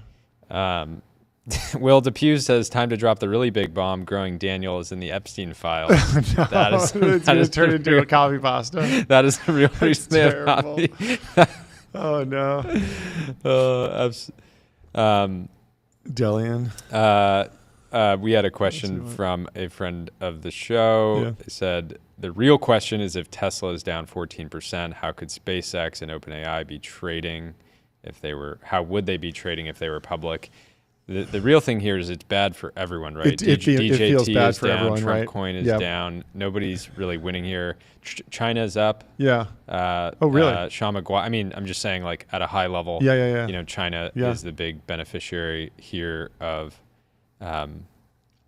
Sarah Guo says, if anyone has some bad news to bury, might I recommend right now? Yes. If you have, what's the canonical bad startup news? Like, oh yeah, you missed earnings or something.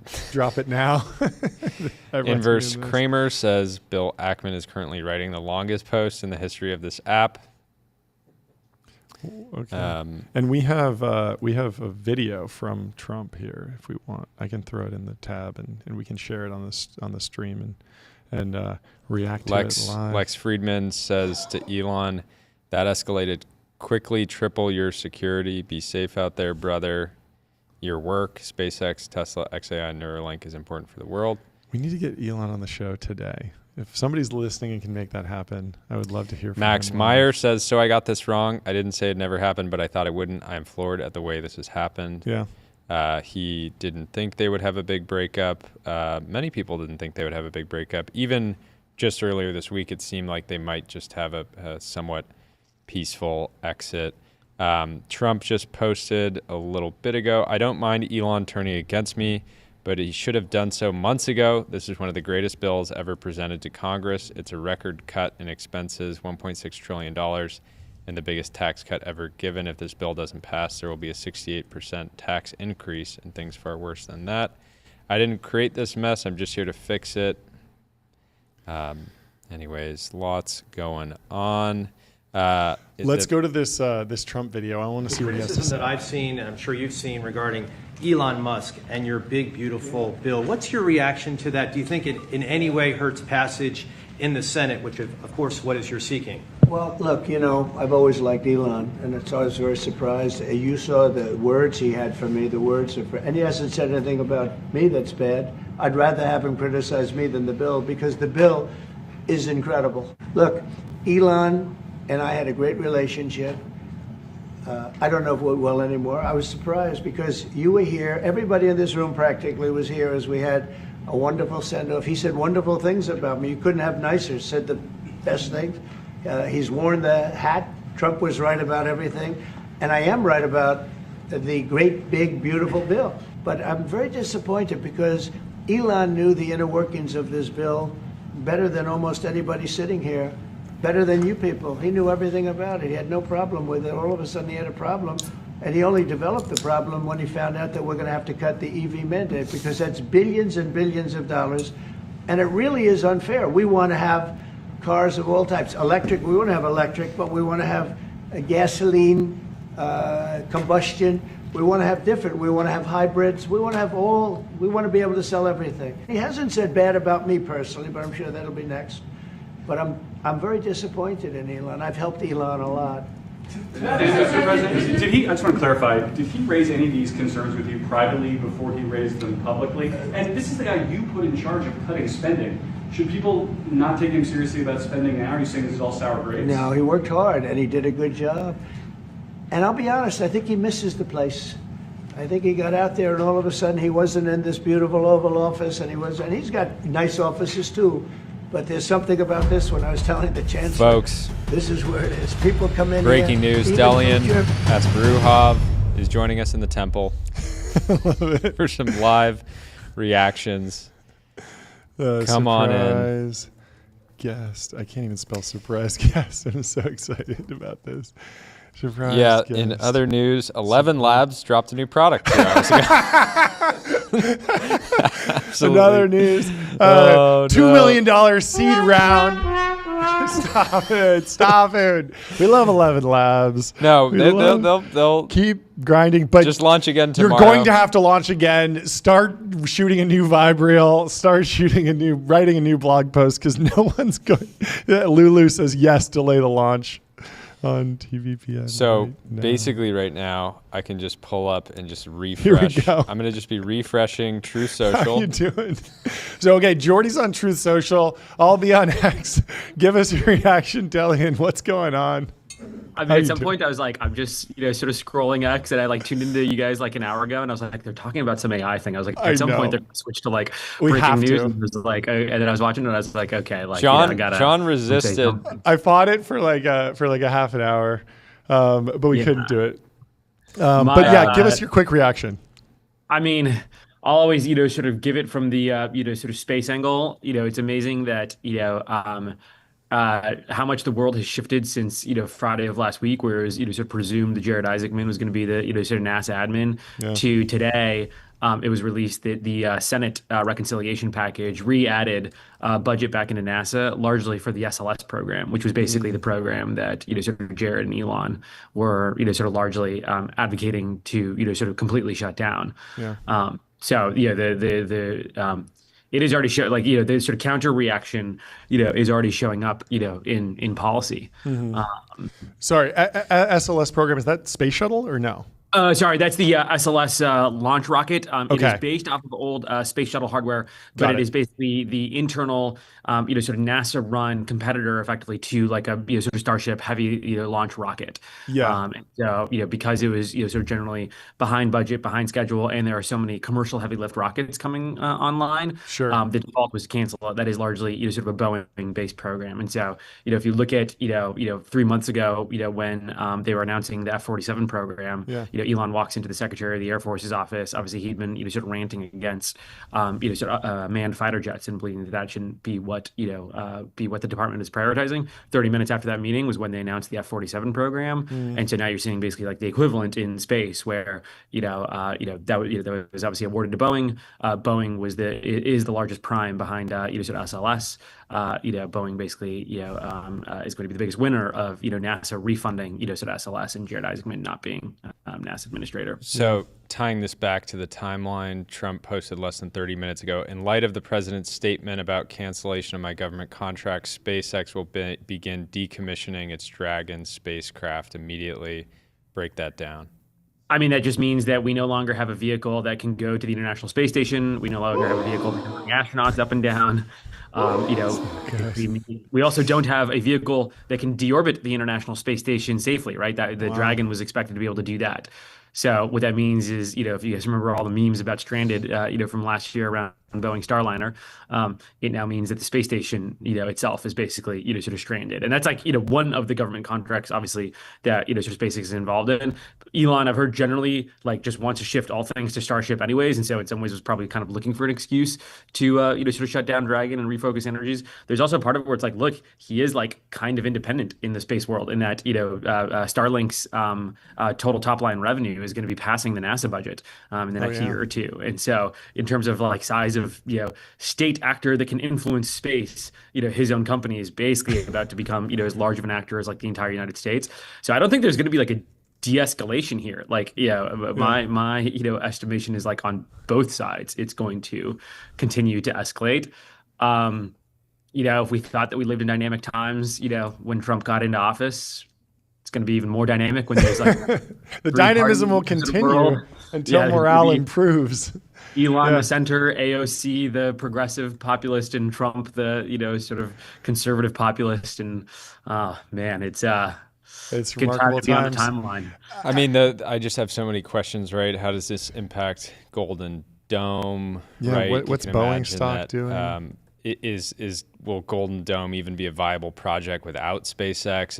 It's I think there's just going to be more resistance probably to working with, sort of upstarts, because they would be ones that would probably be more likely to collaborate, sort of with, a SpaceX. And so, so I mean, it feels like Boeing would be a logical beneficiary of this turmoil, and yet they're down today. They haven't really popped. Oh, really? Yeah. I mean, I'm not obviously, one to give like, public stock. I know. Yeah. I'm just kind of working through it myself, and it's surprising. It just feels like it's like just Tesla to drop and Boeing to pop, basically. That would be the expectation, but there must be something because it feels like this is purely interpersonal between Elon and Trump, and it's not like, oh, Boeing was secretly behind the scenes the whole time lobbying even more effectively. It doesn't. Oh, you got where's the tinfoil hat? It's over there. Maybe we need a tinfoil hat segment. Who knows? But yeah, I mean, when you're in Boeing world, it's like, hey, we're only down 1%. Let's go. The coup of the century. My question is, has there ever been a crash out of this magnitude ever in history? Well, in internet history. When Elon and Trump became friends, honestly, world scale. There's probably world history equivalent. I feel like there was something in like but we maybe didn't have the internet era in the United States where but there was crashing out between... crashing out used to mean calling up the New York Times and just ranting. Yep. Now you can just live post like all your reactions and it's just all real time. This is like crash outs are actually intensifying. You actually want to be long crash outs. Yes, definitely. Over the next and 20 each years. of them have their own social media platform that they own. So, you got to be on both X and Truth Social to like stay on top of things. Yeah. I actually did like a deep research report a while back on like, has the richest man in America ever been close with the US president? Going back to like, was Rockefeller particularly close? Yep. And because the narrative was like, oh, this is like so unprecedented. And in fact, it is unprecedented. In fact, really? Yeah. I would have guessed that like Rockefeller was close. Me too. That's what I was going for. Was like, no, I imagine this is always close. But no, I think because the president has become more powerful globally. Your point about mayor of America, dictator of the world, like it becomes increasingly valuable for the richest man to have a close alliance, and so it's become more. I don't know exactly how accurate that research was. It's totally possible that like behind the scenes, Rockefeller was really close to the president at the time, and we just didn't write about it in the history books. But there certainly aren't very many anecdotes about the richest man in America going on. Yeah, like so Pavel had a ready great for AP US History 2050. ABCD exam. Yeah, so this is where Elon Musk called the president at the time a potential pedophile. Was it A, about Epstein Island? B, about a cave in the Philippines? C, what a mess. No, so Pavel had a good post. He was quoting the big bomb from Elon. He said, hypothetical question about the USA's power structure. Is the man with the most access to capital more or less powerful than the political head honcho? Purely hypothetical.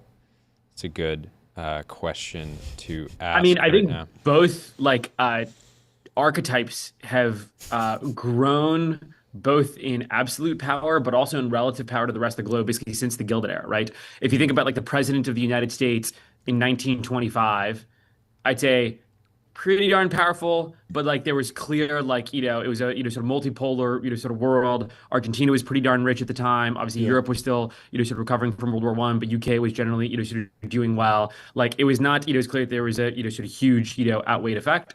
And then if you look at probably the, sort of biggest, industries at the time, I don't think you could claim that even like Standard Oil at its peak, I'd have to go look at the exact numbers, but that like it had the size of budgets relative to like, the like US government in terms of, sort of budgets, right?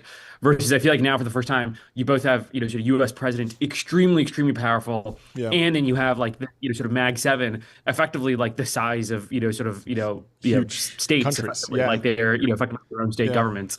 And then also just more bureaucracy, more red tape. So like I when I think about the 1920s, like robber barons, it's like, it is the you can just do things era. And so you want to build a railroad, like, yeah, you might need to get like one rubber stamp, but it's not going to be 10 years and tons of lobbying and all this different stuff. So you can kind of just go, wild. Well, it's bad when Kanye is saying, bros, please no, we love you both so much. It's just like the voice of reason is Kanye West. Yes, thank you. We need to bring them together and, form a peace treaty. Nikita Beer just added his pronouns back to his bio. Let's go. He's got a rubber band. Elon's got a rubber band all the way back to, sort of extreme wokeism, straight back to, sort of super climate change. And wow, somebody's resharing the picture of the Cybertruck blown up in front of the Trump Tower in Vegas, and it's just like this. This is in real life. It was foretold. Yeah, Vladimir Putin. Everybody predicted, but it was a question of like when and what magnitude, not if. Mm-hmm. Always bad if Vladimir Putin is offering to negotiate between President Trump and Elon. I think a lot of the world is waiting for Roy Lee's take, Cluley and the Cluley Army. That's who we've been they want that. People have been asking him to get involved with geopolitics. Wow. I love the Shil Mohan put up a sort of meme about Narendra, the Prime Minister of India. He basically copied and pasted the Trump Truth Social post about negotiating peace between India and Pakistan when it wasn't like actually fully negotiated. Yeah. So it was like Narendra, posting about negotiating a ceasefire between Elon and Trump. Wow. Funny thing is, like Truth Social, you can just read all of Trump's posts without creating an account. Oh, it truly shows that like. I would think that you would have to make an account to read them all, but it's not gated at all. It's his This could be the biggest, but they clearly, I don't think they care about monetization. Bitcoin is actually falling alongside. Falling. Wow. Bitcoin falling, Boeing falling, Tesla falling. Who's the biggest winner of the day? I think it's China.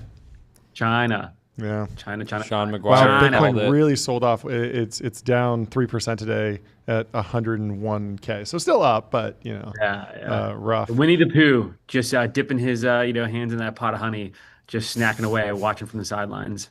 Yeah. Let's see. Chinese stocks, U.S. stocks, Chinese. I can't find anything. That's probably my commentary on the day, boys. Anyway, this was great. It was fantastic having you. Thanks for jumping on. Thanks for hopping on so quickly. Cheers. Cool. Well, Aaron Rodgers signed a 1-year deal with the Steelers. Thank you, Jordy. Announced an hour ago. That's Let's fantastic. give it up for Aaron Rodgers. Do we have Emmett in the waiting room? I've messaged him. It's absolute chaos. We'll see if he can hop back on. We don't have him right now. Ready if you can hop on. Sorry about the chaos.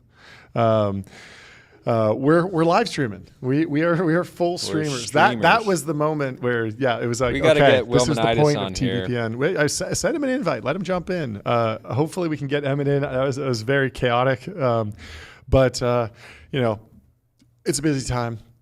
My only hope for both Trump and Elon is that they can get some sleep. They both go to eatsleep.com/TBPN, get a Pod 5 Ultra, take advantage of the 5-year warranty, the 30-night risk-free trial. They got free returns. They got free shipping. This is really the perfect time to do ads. I think that's what they both. That could unify everyone. I hope that both Trump and Elon have 8 sleeps tonight, if they sleep at all. Yes. But even just resting on it, they're going to. Even just resting on it would be good.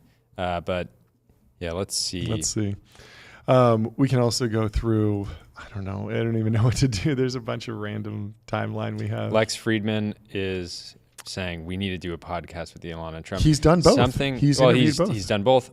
Something tells me that they're not going to jump on the show today. I don't think so. And he'll be like, "What about love?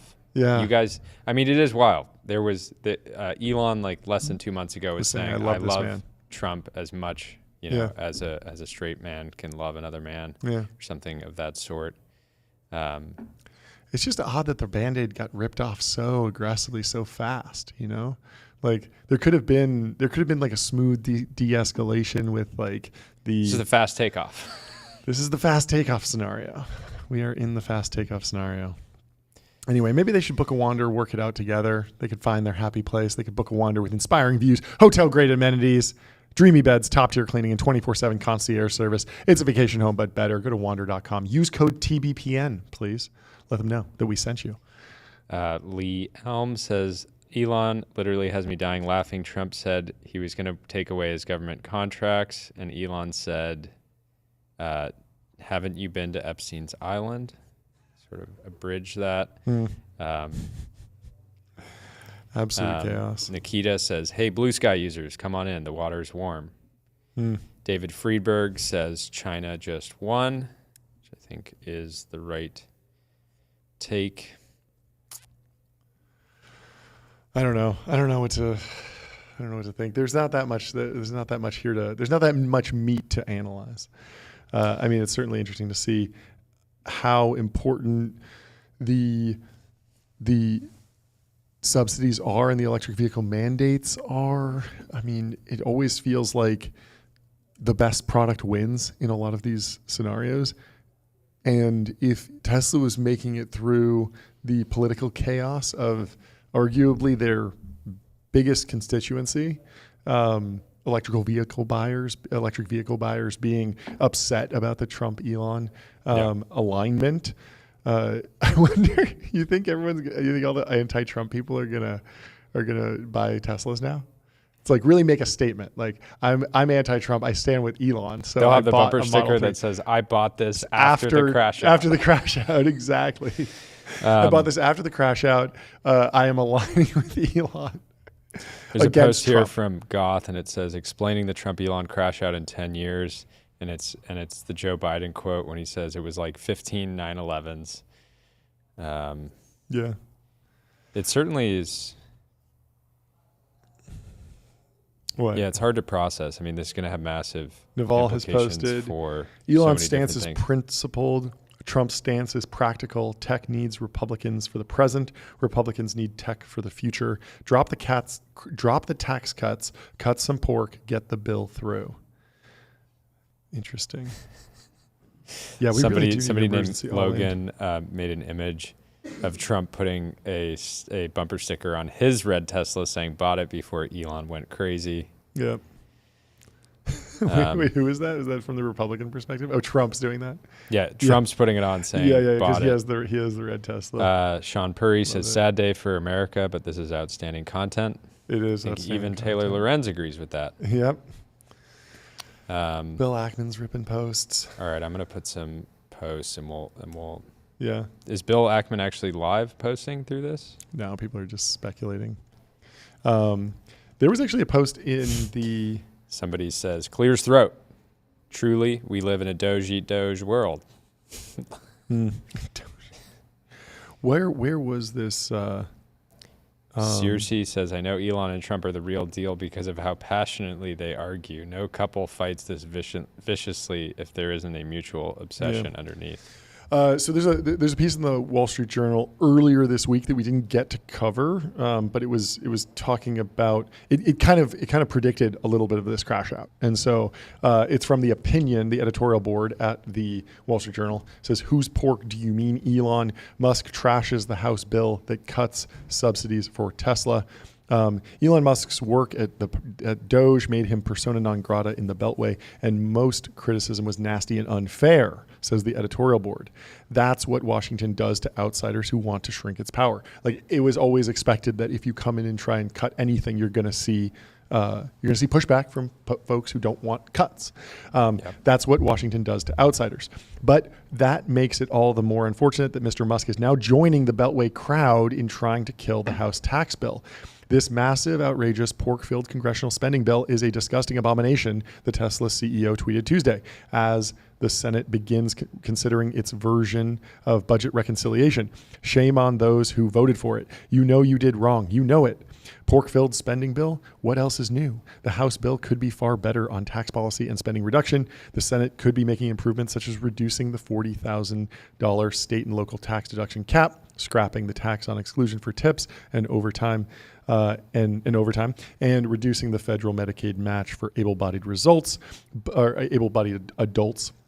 But the House bill does avoid a $4.5 trillion tax hike next year and cuts spending by some $1.5 trillion over 10 years, making some useful reforms to Medicaid, student loans, and food stamps. It also ends most of the Inflation Reduction Act's green energy subsidies. But Mr. Musk does not want to eliminate that pork. There is no change to tax incentives for oil and gas, just EV solar, he said on X last week, retweeting another user post that said slashing solar energy credits is unjust, but what's more unjust is the damage that's been done to people's lives during storms and blackouts, because ultimately you can't replace a human life. Mr. Musk is parroting the climate lobby's specious claim that tax breaks like depreciation that are available to all manufacturers are a special benefit for the oil and gas industry, but it's rich that he is denouncing the House bill for not cutting spending enough, while also fuming that it kills green energy tax credits as if they are a matter of life and death for Tesla. Tesla Energy, its battery and solar division, tweeted last week that abruptly ending the energy tax credits would threaten America's energy independence and reliability of our grid. We urge the Senate to enact legislation with a sensible wind down of 25D and 48E, which refers to the tax credits for residential and large-scale clean energy products. Both credits are important for Tesla, which derives an increasing share of its revenue and profit from selling solar and battery systems to homeowners and utilities. I didn't realize that. But the House bill waits until 2030 to phase out a tax credit for battery production, which benefits Tesla's electric vehicle and storage business. So The Senate should end it sooner, says the Wall Street editorial board. Mr. Musk has done yeoman's work trying to reduce the federal bureaucracy and improve how government works. So the editorial board is excited and happy that he's been working on that. He's right that both parties in Congress are spendthrifts, but one reason for that is because whenever Congress tries to cut something, special interests scream, as Mr. Musk is doing over green subsidies. If the House bill fails, there won't be any cuts, only a huge tax increase. Is that what Elon wants? And so they're asking the question. Interesting. Sweet. Well, we got a bunch of bangers in the tab. Production team, let's pull them up. If you could zoom in a little bit, that would be helpful. Otherwise, we can just pull them up. So Eric Weinstein is commenting here. He says, part of my analysis is that I don't think Elon Musk keeps score in money. He thinks we have a future and will be happy to take a large portion of his winnings after his death. This sounds crazy to moderns, postmoderns, and atheists, but this is just normal for being an ancestor. Ad astra per aspera is the full quote after all. Interesting take. Brian Butler is saying, real question is whether the algorithm here goes anti-Trump. Oh, interesting. You mean the X algorithm? Yeah. Will There's a switch. Trump? There's a switch. It's really hard to pull. You got to pull it. It takes maybe one or two people, but then when you pull it down, it just oscillates between the two political parties. Punk6529 says this is going to be the Super Bowl of shitposting. Mads has the European reaction to the fight. You can see. You see this, John?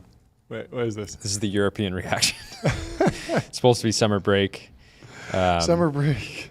This post from John W. Rich at Coked Up Options says the all-in pod right now. Yeah.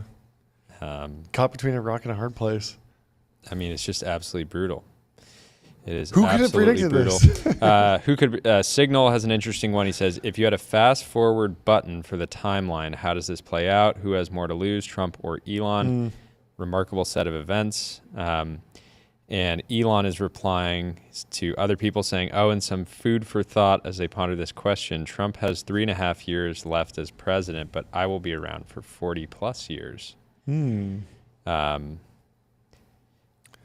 Dr. Julie Gerner says Elon will vet another candidate for the future and throw his support behind them, having a more technocratic representation if Vance can't lead up.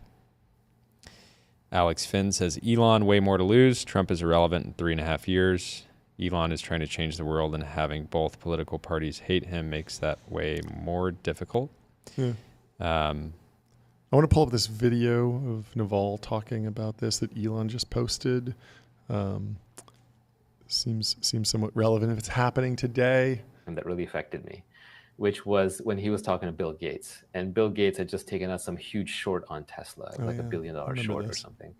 And, and Elon was like, why would you do that? Why would you short Tesla? And Bill goes, well, I talked to my financial advisors and I looked at the math and there's no way it's overvalued. And so I'm going to make money on the short. And Elon goes, what do you care about making money? I thought you were into electric cars and climate change and saving the world. What are you doing, like trying to save a few bucks and betting against? And he just walked away in disgust. And I think he never talked to Bill Gates after that. And that's when I realized, Elon's a purist. He means what he says. The money is a tool for him to get what he's trying to do. And so I take him at face value, which is the crazy thing. Because there are a lot of people who set these audacious goals to inspire people, but you kind of know they don't really mean it. Elon, I take at face value. So I really do think he intends to get to Mars. I don't think he's joking about that. And I think he means to get there within a defined window of time. And I don't think it's just like an inspirational faraway goal. I think he's very, very concretely going to do whatever it takes. Because Elon doesn't want to go down in history as the electric car guy or even the guy who saved America guy. Yeah. He wants to go down as a guy who got humanity to the stars. Yeah. And I don't think, again, I'll give him more credit than that. I don't even think he wants to go down as the I got humanity to the stars guy. He's just like, I want to get to the stars. And so I have to make it happen in this lifetime. The only way that I get to experience the science fiction world in my head is if I get to the stars. And so that's so inspirational. I think that drives everything. So I think the government was just a thing that got in his way. Interesting. What a crazy day. Molly says, how dare they do this on the day of Anduril's 8x oversubscribed $2.5 billion Series G at a $30.5 billion round. It was financing led 8x oversubscribed. Wow. by Founders Fund. That's Honestly, crazy. the nerve. That is crazy. Naval is live posting, says the future belongs to people who are good at creating things, not people who are good at dividing them up. J. Cal finally posted. Kylie Robinson says, several people are typing, which feels exactly like what we're going through. The next All In podcast is going to be phenomenal. It's going to be so good. Alex Karp was on CNBC today talking about the New York Times hit piece. Oh, really? They're a beneficiary of Palantir's a beneficiary of this breakup because it is just going to be candy for the New York Times and the mainstream media broadly. Oh, take the focus off of them, you mean? Will Depew at OpenAI says, it's time for Woke 2, featuring Elon Musk and AOC. Woke 2 is coming. We are in uncharted territory. It's completely different. Be very interesting to see how it plays out.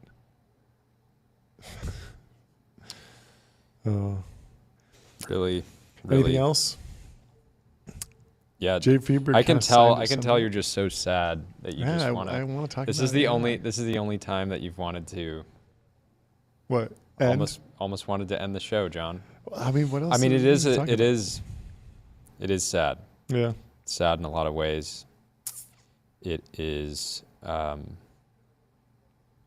think we're going to be spending a lot of time analyzing this in the coming months and years, and it feels like. I think there's going to be more. Dave Freeberg said China just won, and I want to see exactly what that means in the markets, but what's going on in poly market?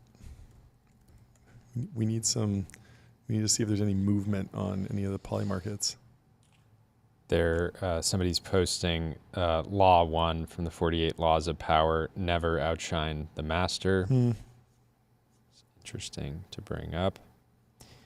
Sam Altman is the big winner here, aside from China.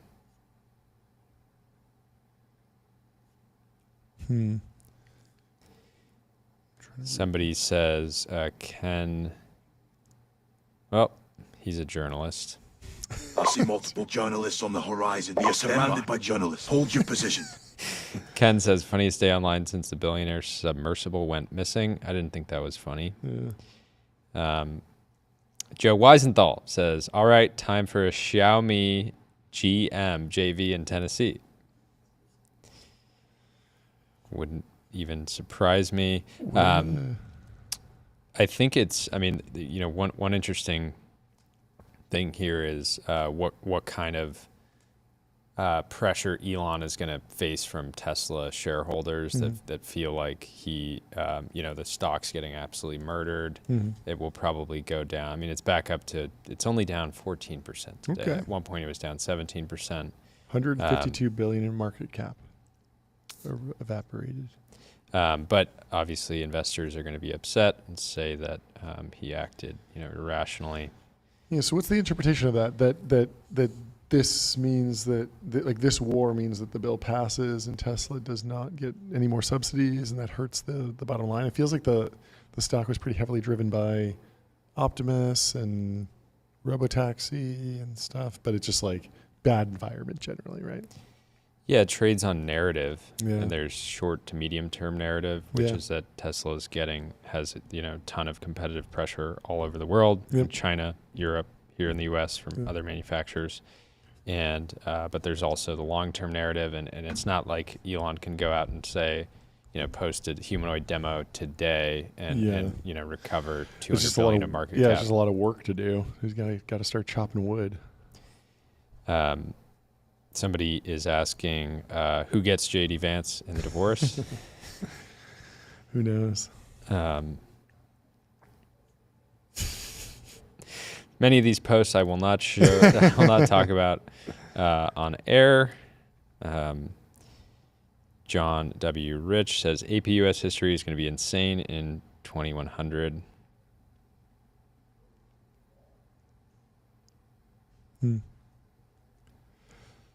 Really, really wild. This is the first show where we've had dead air. Yeah. So there's just John is speechless. He's never been speechless. It's just like there's not that much not a lot of extra substance. facts, right? It's just all reactions. There isn't that much substance to actually dig into because we were only dealing with like a few quotes from the two sources. So there's really just not that much. CNN is reporting that the Tesla Trump purchased from Musk is still parked on outside the White House. Okay. Truth Social is crashing from the traffic. I saw that. But you know what's not crashing? GetBezel.com. Your bezel concierge is available now to source you any watch on the planet. Seriously, any watch. Anything else, Jordy? Should we let the timeline remain in turmoil until tomorrow, where we can recap? The challenge is the second that we go offline. There'll be more. I mean, we can stay. It's now been an hour with no updates on True Social. Yeah, I mean, if it's down, I think the experience of this chaos might happen on the timeline. Lulu says yes, delay the launch. Yes. Now is not the time. Max says I'm doing what Elon and everyone else should have done hours or days ago, logging off. Yeah. See you tomorrow.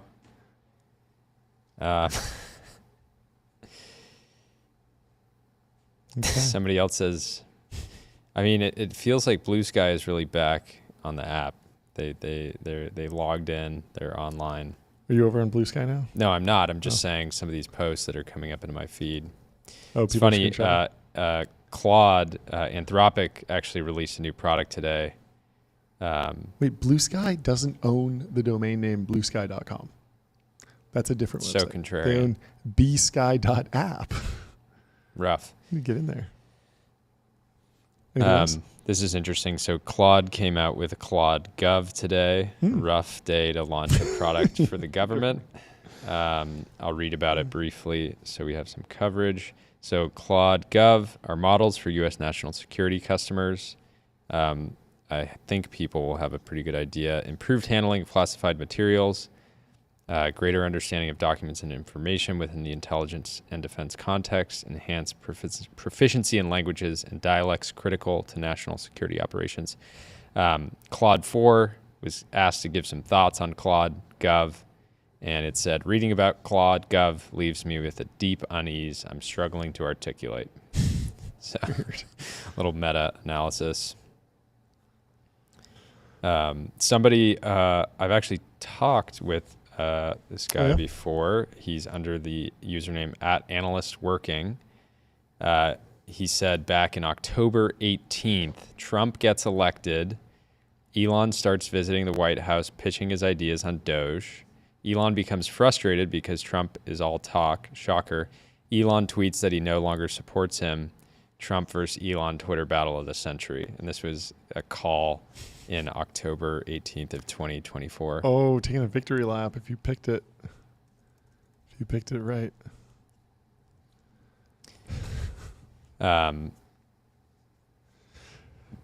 Augustus asks, but what will this political turbulence do to the pre-seed venture ecosystem? Oh, the humanity. I think it's business as usual. Mike Isaac says, I regret to report Twitter still has the juice. Yep. It's a fun day on the internet when crazy, crazy stuff happens.